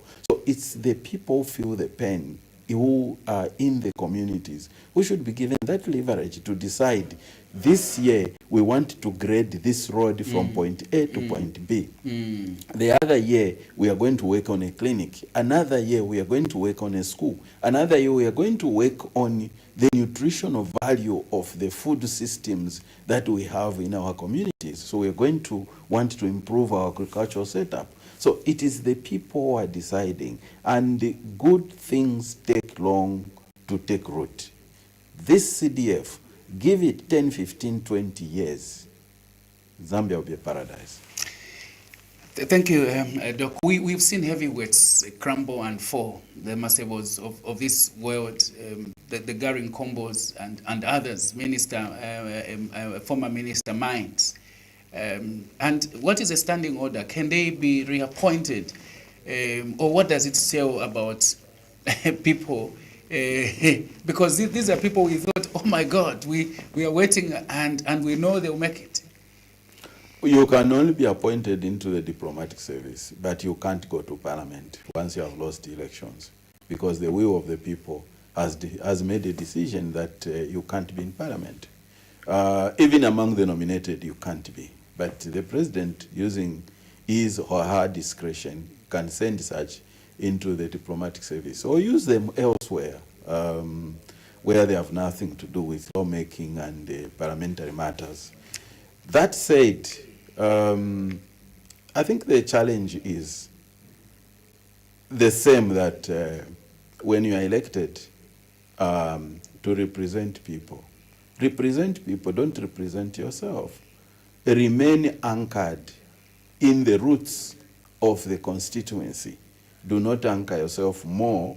Yes, with ministerial jobs, there's a lot of time taken by ministerial jobs. At the national level, that can't be taken away from such people. But the people also in the constituency have their own challenges, have their own requirements. But when you compare Honorable Masebo's challenge and Honorable Kabuswe's challenge, I think the two are different. Honorable Kabuswe's challenge was more formidable in terms of matters to do with illegal mining. Those, if they were not properly explained, could have proved costly. For Honorable Masebo, I wouldn't know, but she stood against a young lady who had spent a lot of time cultivating the ground. And so when eventually the results came, perhaps that's why they went the way they did. For Gary Nkombo, if he had not stepped out of the UPND, he would have walked over those elections. But then he opted to go it alone, and here we are. Wow, and Doc, I would keep you forever because I have a lot to ask and people need to learn a lot, but time will not allow us. 1 to 10, how would you rate the ECZ? And I'll ask 1 or 2 questions so you put them together. How have they performed? And also people, prematurely announcing I've won, I've made it. And we've seen politicians making press statements. You come from the mountain of media. These press statements. That's my last question, sir. Let's start with the last one. It's a pity that our leaders prematurely announce themselves. That's very alarmist. But I would rather, I'm not a media person, but I would rather, as an historian, these leaders are shielded. There must be several levels before the president can speak. There should be several other people who can do the donkey work of claiming this, claiming that. It stops there. But it should not be the president, the presidential candidate, to make that claim. No. Where are the advisors in between? Mr. President, this you can't say. It's too early. No, but I'm going to say it. You are not going to say it. If it means being fired, fire me, but you're not going to say it. So it means they're also not ready. It looks like there are no structures around the president. They must have structures.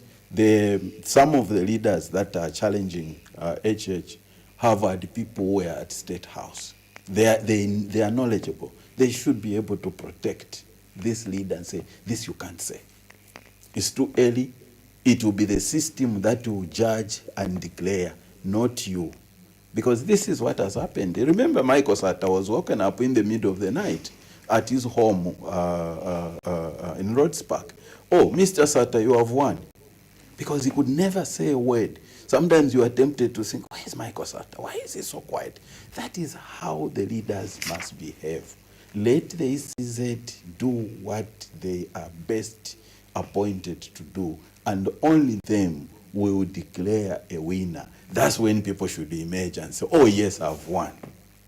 That way, we find it a lot easier. However, on the other side, even if they make a mistake and do something wrong, say something wrong, don't brutalize them. Don't allow whichever forces to go and raid them and do all sorts of things. No, that should not happen. Let the system run. Let the ECZ do their work. It's a very complicated work that the ECZ are doing. It's sleepless nights they are spending, those men and women. Although we see them and we laugh at them when they make mistakes. But they're doing a very big job for the good of this country. So let's allow them to do that which they know best. And eventually, when the results are declared, then we can make our reactions. For those that are participating, they are even allowed to ask questions. And if there are mistakes, they are able to correct those mistakes. So we should just remain patient and allow them to do the work that they are assigned to do. Doc, thank you so much. I'm grateful.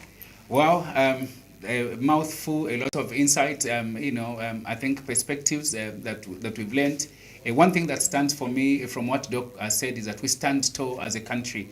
We've gone through mountains and valleys, but I think as a people, our tolerance is very high, and we continue to do so. And I urge, citizens to remain, peaceful, calm as the elections continue coming.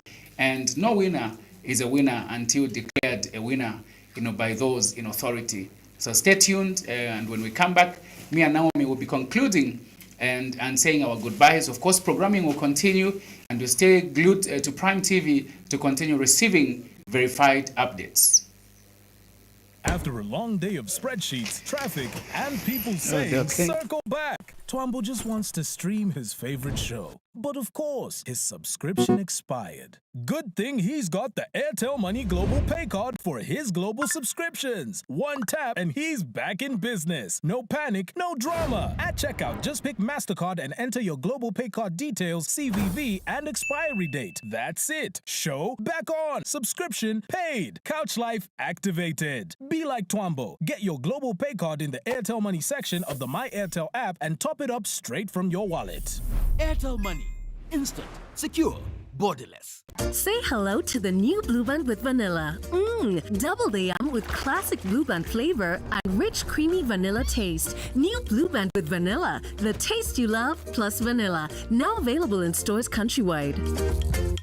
This is Mwamba, the Deco Queen. She turns spaces from mayo to wow. She could fly to China for new products, but why pick jet lag when you've got the Airtel Money Global Pay Card? No flights, no visas, just browse, pay, done. At checkout, just pick MasterCard and enter your Global Pay Card details, CVV, and expiry date. Simple. Be like Mwamba. Get your Global Pay Card in the Airtel Money section of the My Airtel app and top it up straight from your wallet. Airtel Money. Instant, secure, borderless.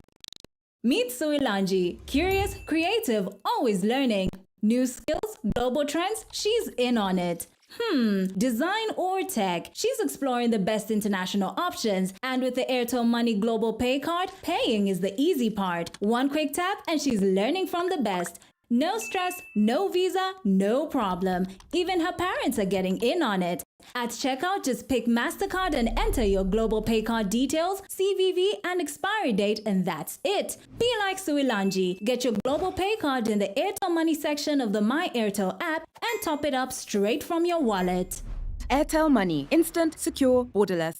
Meet Mundia. He ditched the 9-to-5 to build his brand. And yeah, he's crushing it. With the Airtel Money Global Pay Card, he's not just buying ad space, he's building hype. He pays for ads the same way he sells most of his shoes. Online, fast, and always on. At checkout, just pick MasterCard and enter your Global Pay Card details, CVV, and expiry date. That's it. The Airtel Money Global Pay Card, that's what keeps it moving. Be like Mundia. Get your Global Pay Card in the Airtel Money section.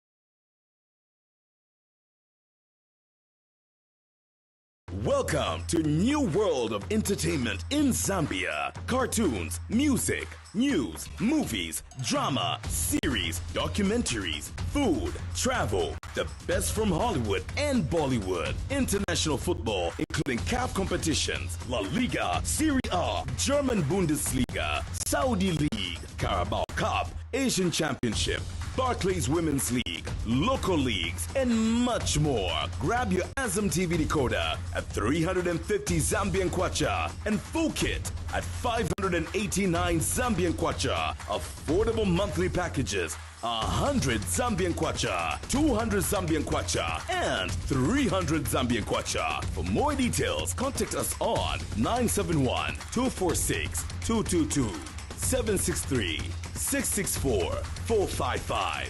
What's up? 77-500-0013. Azam TV, entertainment for everybody.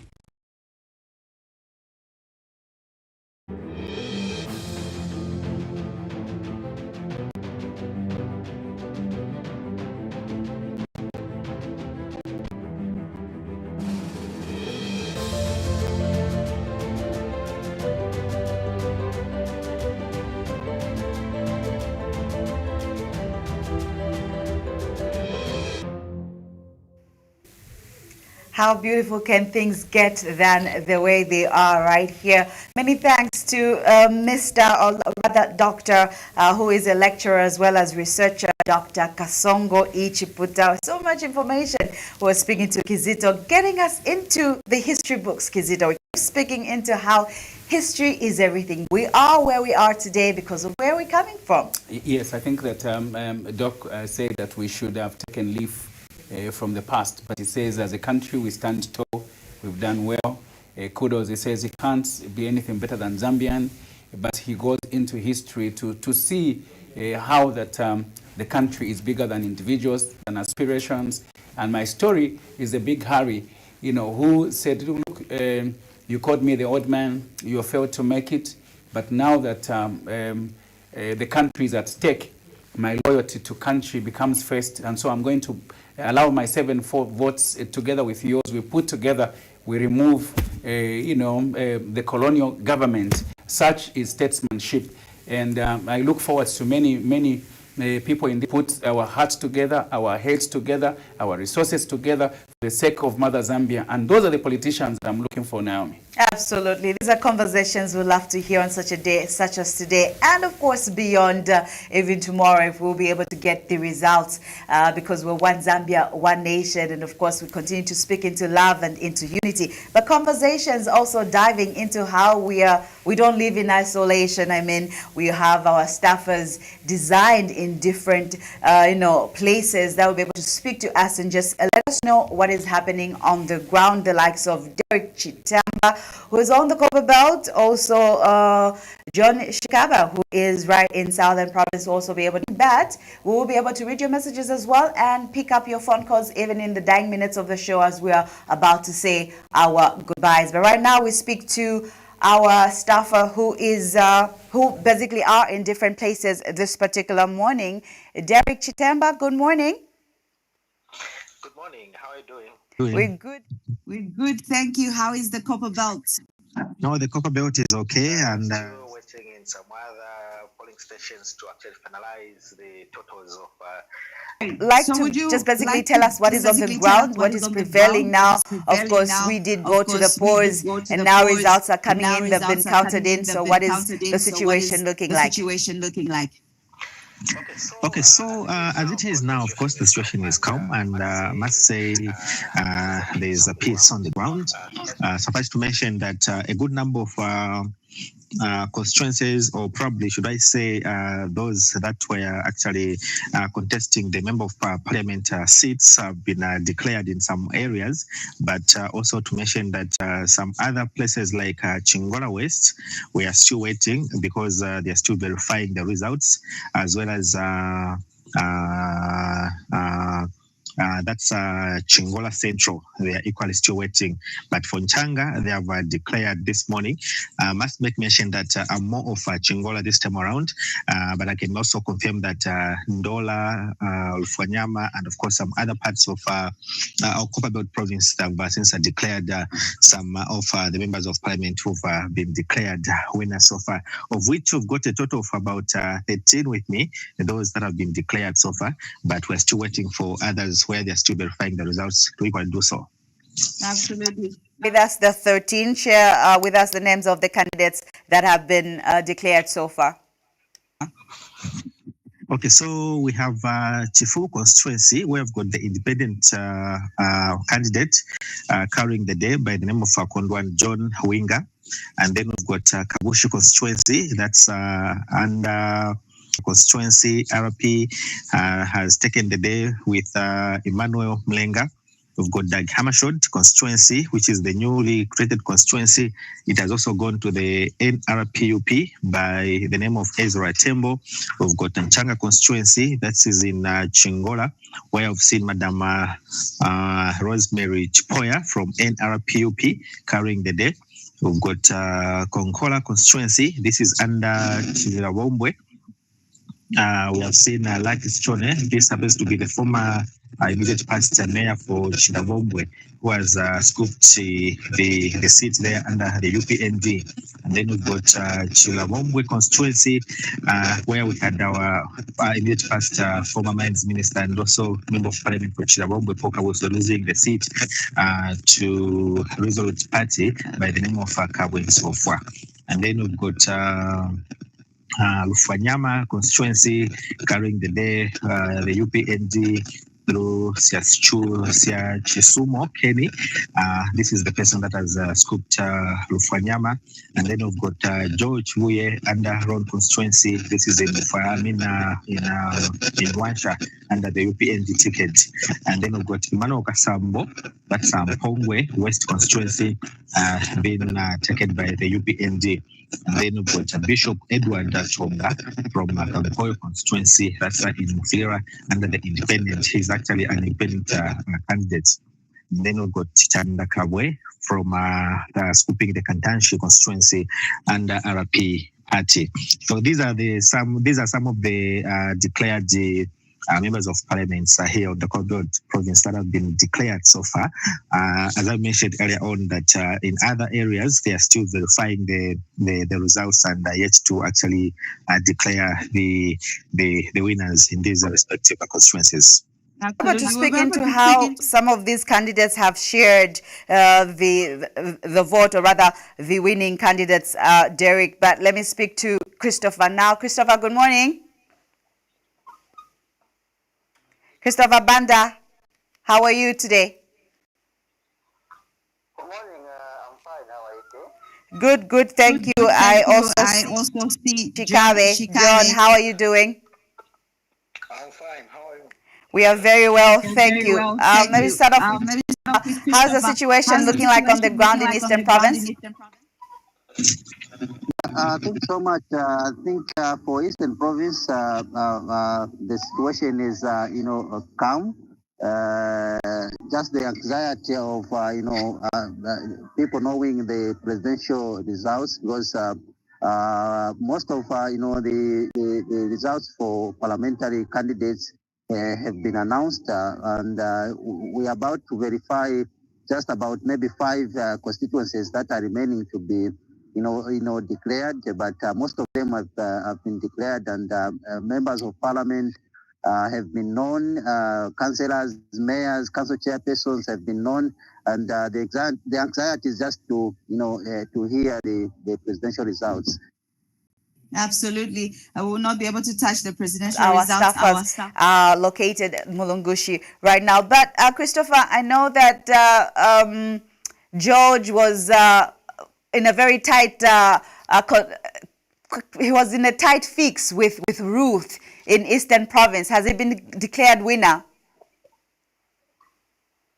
Yes, I think there was tough competition at Chipata, central constituency, because there were only 2 candidates, taking part in this year's, election, and it was a very tight race, and George Mwanza managed to scoop the seat by winning with only 154, votes. That is the margin which George Mwanza won. It was very tight, and people were anxious to see, because all the 2 candidates were people that are known in Sparta. Ruth being the community service worker, and George Mwanza is the immediate past Sparta city mayor, and a lot of people had preferences on these 2, but George Mwanza, I think, managed to to emerge victorious. Right. Has Ruth conceded defeat? Are there any cause of her maybe having to, speak into how she's not been able to accept the results? Yesterday, when the results were being declared, she was present, but she was too emotional, because she was protesting that there could be mistake somewhere. The results were not properly counted, so she was she had asked for a check through in the results documents that were coming from various polling stations, and they did that, but still despite that the results went in the favor of George, and for her, she protested the results, and she couldn't speak to anyone because she was too emotional, and she just walked away after declaration of the results. You're right. And John, speak to us right in Province. How is the situation looking like on the ground?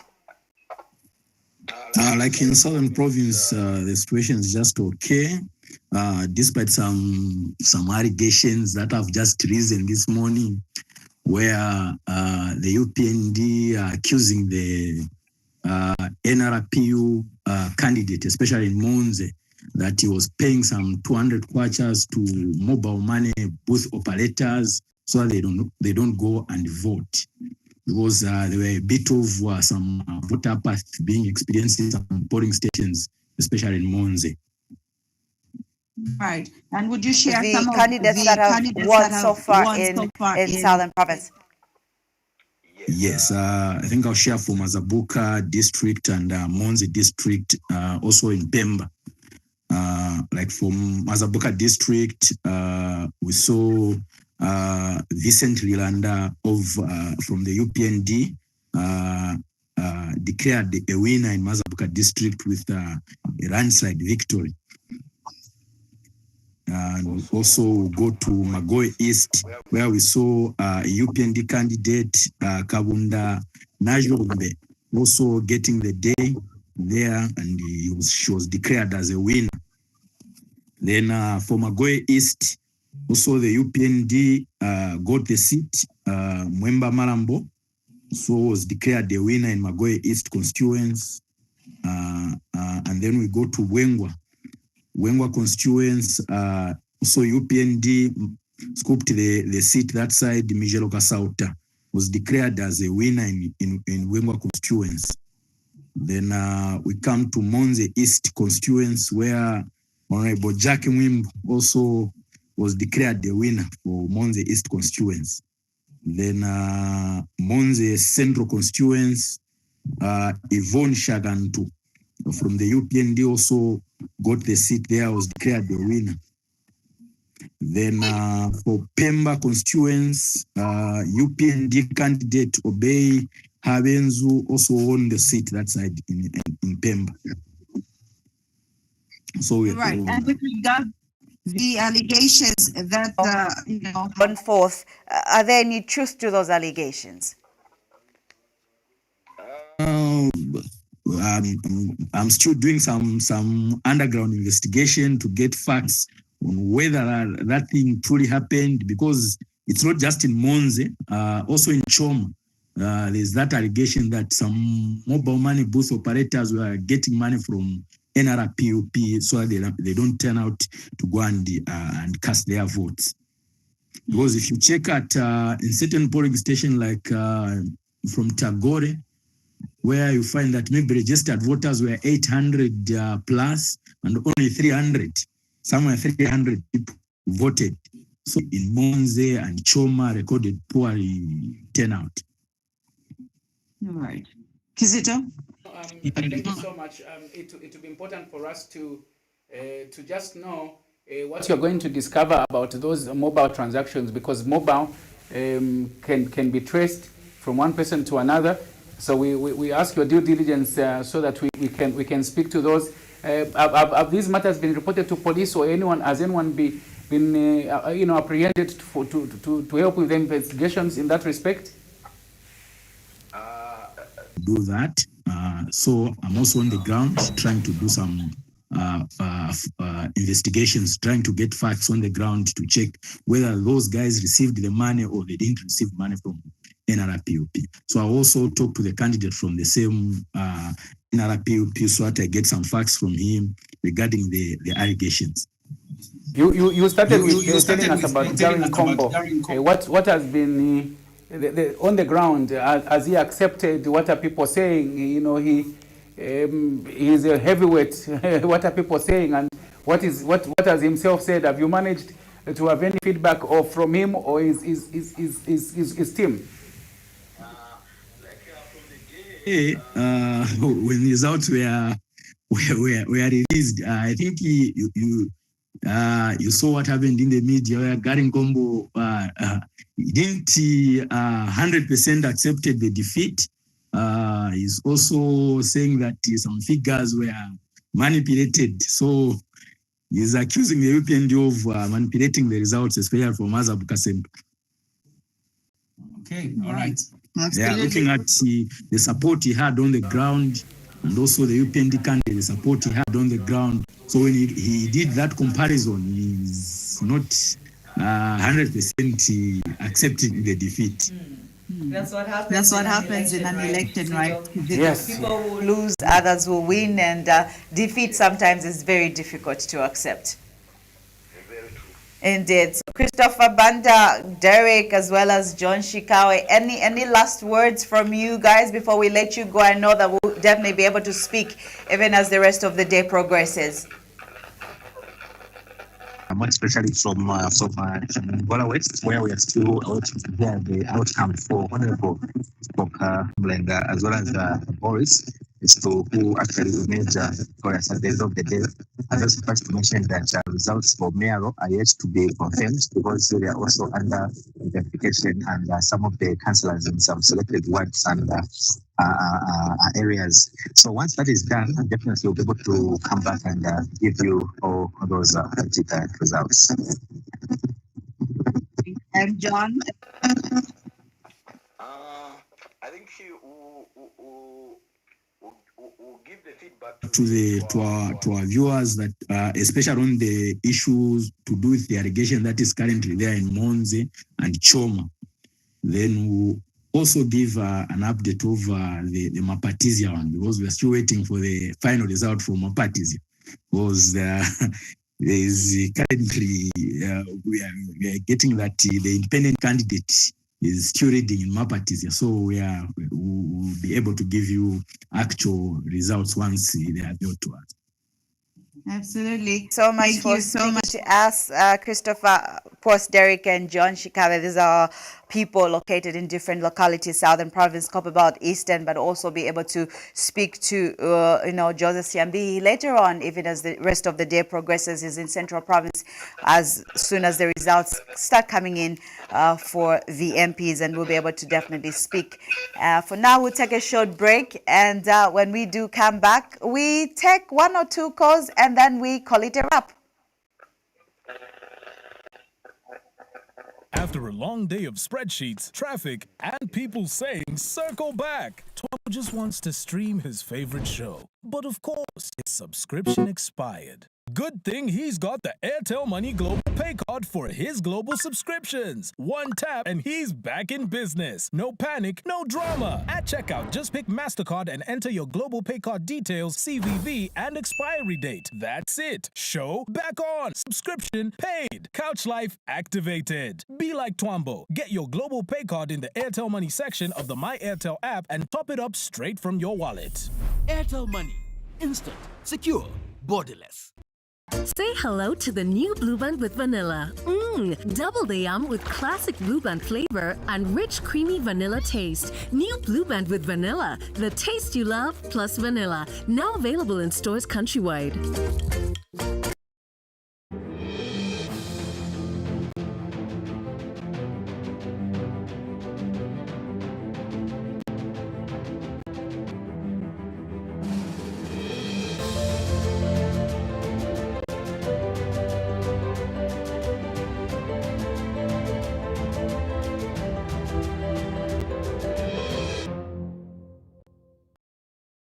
Show this has been. We've heard from our analysts. We've looked at the results. We have examined the history. Now we want to hear from you. This is not a people's show.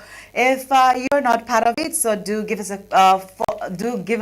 call. The phone line is officially open. I know some of you have been trying to call us from when we began, but now the lines are officially open. 077 6409840. The number is right on the screen, so do give us a call. Tell us your name, where you're calling from, and of course, what is very important, you will have to reduce the volume on your television set because we get terrible feedback. When you do that, then we can have a conversation. Is it all right? Yes. I mean, the people are driving. They're the drivers of the ambience. All right, we do have a caller. Good morning. Oh, no. We lost Just you. like that? You can call us back. We are lovely, friendly people. As you call in, keep your contribution brief, respectful as well. Good morning, you're through to a program. Give us your name and where you're calling us from. Hello, good morning.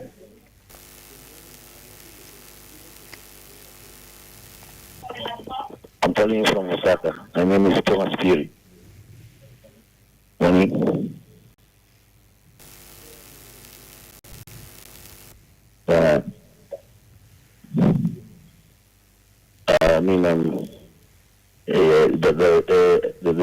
The elections as they have come out, it was surprised because ever since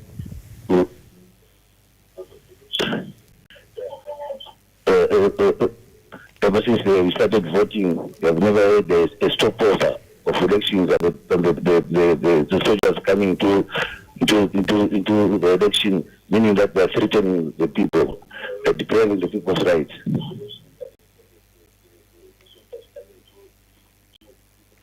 All right, Mr. Thomas Phiri, thank you for your contribution. But the soldiers destroying people's lives, we also have to be very careful with the things that we say, especially in such a time. We ask that you keep your contribution brief, respectful, as well as factual, even though we respect different opinions that do come in, Kizito. Yes, and we alluded to it. The soldiers, by means of defense, they protect the country, the citizens, from foreign and internal enemies. We do have a call. Come through. Tell us your name, sir, and where you're calling us from. We're able to hear you. We can hear you clearly. Okay, I'm just disappointed with the president. How can the president bring soldiers, ZNS, Zambia Army? For what? The police are there to do their jobs. And honestly, how can you go across the country, you finish campaigning, then you go back, you say community service. No wonder why the European Union and the SADC, they say he was not supposed to do that. Why does he want to disadvantage other people? It's not right. Let Zambia continue to maintain peace and order. Thank you. All right, I think it's the same comment on absolutely on soldiers. Yeah, on soldiers. I think we did indicate that people are worried. Yeah.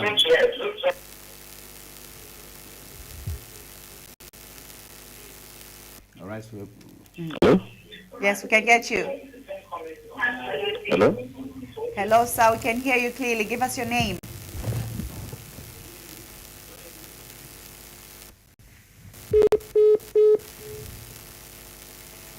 Do call us back. Before we close the caters, the number is right on the screen. If you call us, we're able to hear you. Just give us your name and your contribution, right?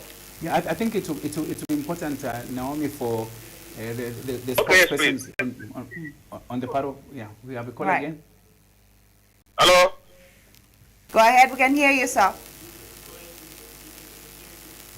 Yeah, my complaint is that I just want to find out what is that is of the stolen part of papers in Sawama. Right, that is a concern coming through. Because we want to know how the president is featuring here in the capital city, Lusaka. How the president is? How the president is? How the president is? Yes, because we have discovered that he's doing well in our province and just 3 provinces. So we want to find out how is he performing here in the capital city, Lusaka. We are waiting for the results in the capital city, Lusaka. All right, definitely we'll be able to give you details as and when the results come in. We do have a caller on the line. Good morning, you're through to the show. The number is right on the screen. We can take one more call before we go. Hello, good morning, you're through to the show.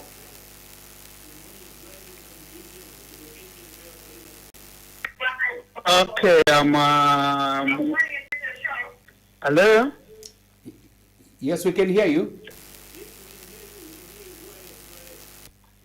Okay, I'm Nandu Mungo, calling you from Monze.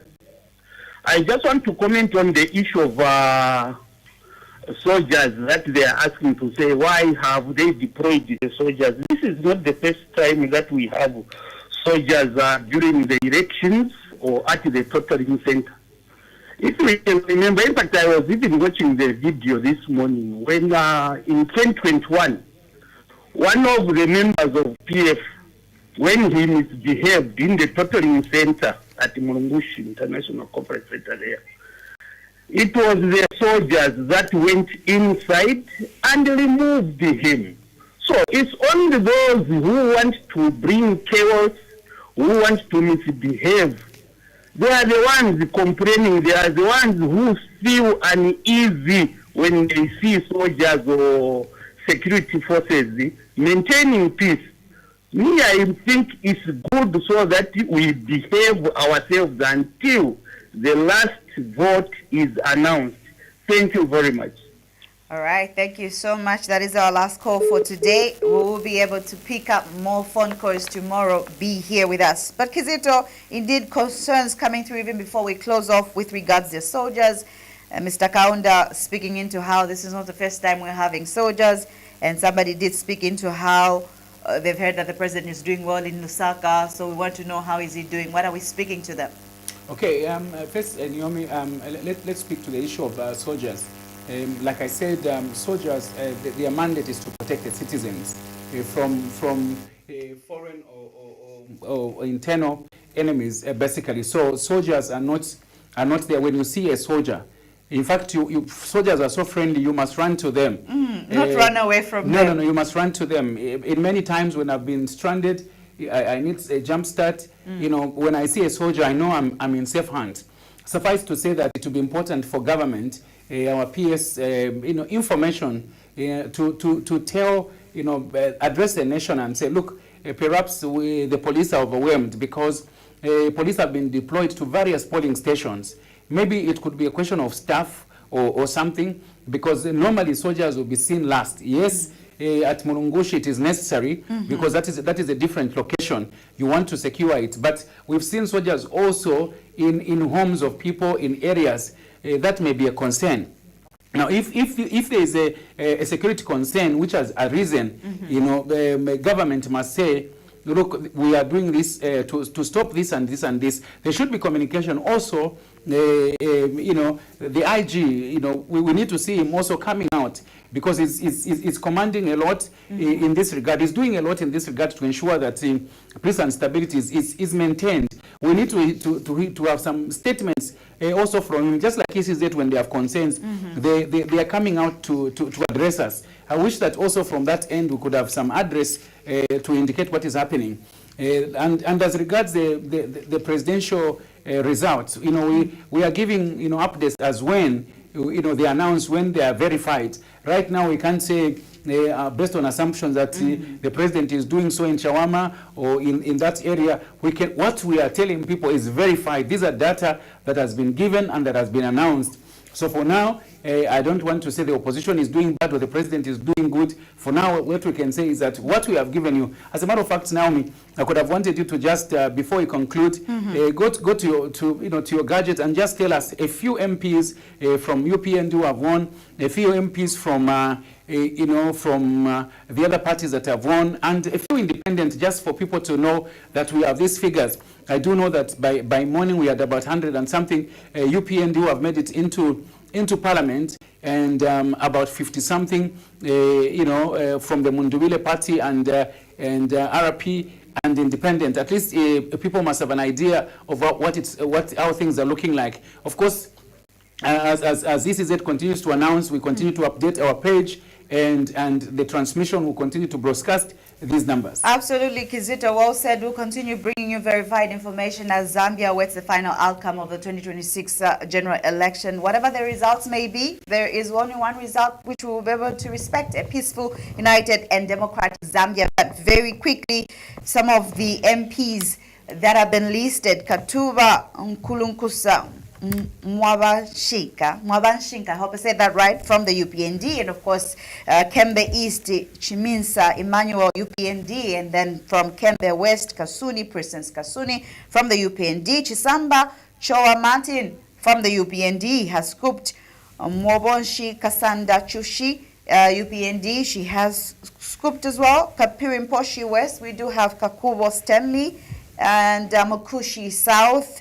We do have Chisanga Sydney from the UPND, Mumbwa Central, Chisunku Clarence from the UPND, Mwembeshi also, Mwembeshi West, Milambo, Austin C from the UPND. These are some of the few. And from the opposition, Kizito, so interesting. We do have Mansa East, Simwai Webi from the NRPUP, and Bilengi Chonde as well from the NRPUP. Mambilima Jini Chisenga has scooped from the NRPUP. Mwense as well. Mabumba David from the NRPUP. We do have Farah Emmanuel, of course, Emmanuel Tembro from the NRPUP. Kawata Dani Yenga from the NRPUP, and of course Lima as well. Kunda Kelvin, NRPUP.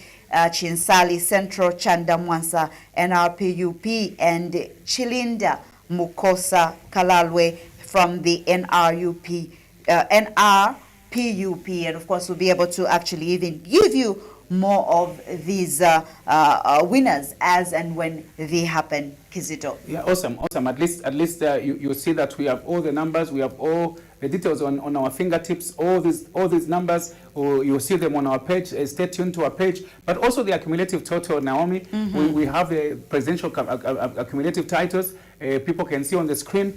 How good are your eyes? Are you able to tap on the screen? That's about 400 and something.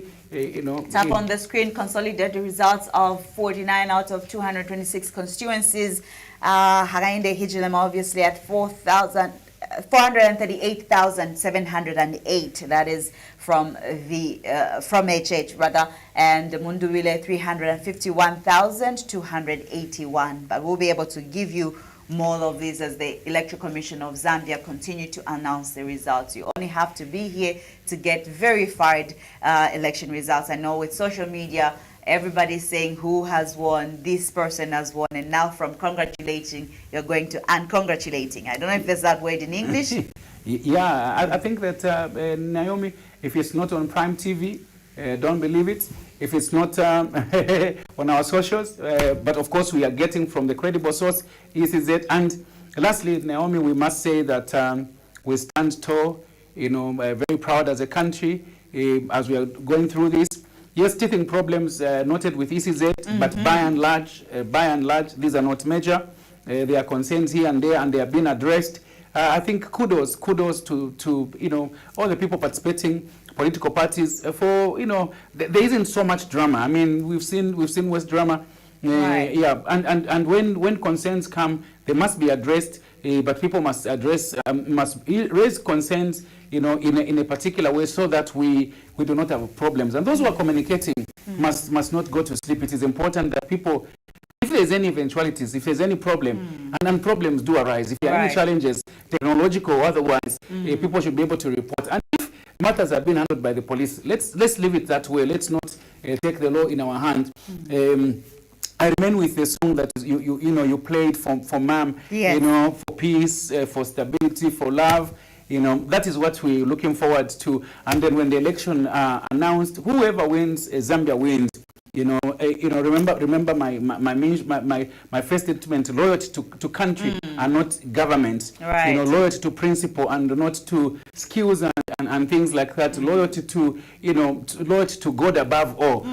So if God says love your neighbors, you love yourself. You just do that. Absolutely. And on a later note, even as we close off, I hope we can be as loyal as the people from Dudu Mwezi. I hope our men Kizito can be as loyal as the ones of Dudu Mwezi. Hey, come on. Right. On behalf of Paul, Kizito, and the entire production crew, thank you so much for being here with us from when we started. The curtains may close, but our social platforms do not close off. The Prime Television Facebook page Zambia and PTV2 Zambia. Subscribe to our YouTube channel as well. We'll be back tomorrow, same time, same place. Have a lovely Sunday. It's bye-bye from us.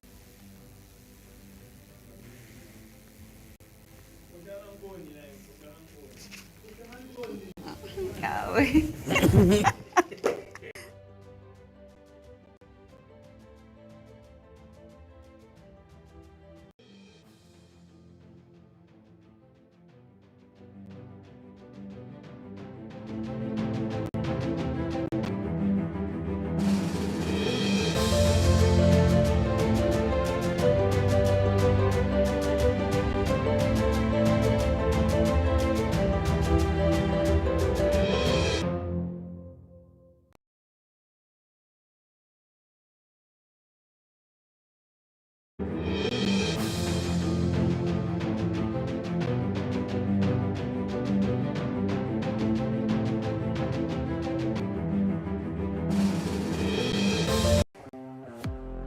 Daybreak was brought to you by Airtel.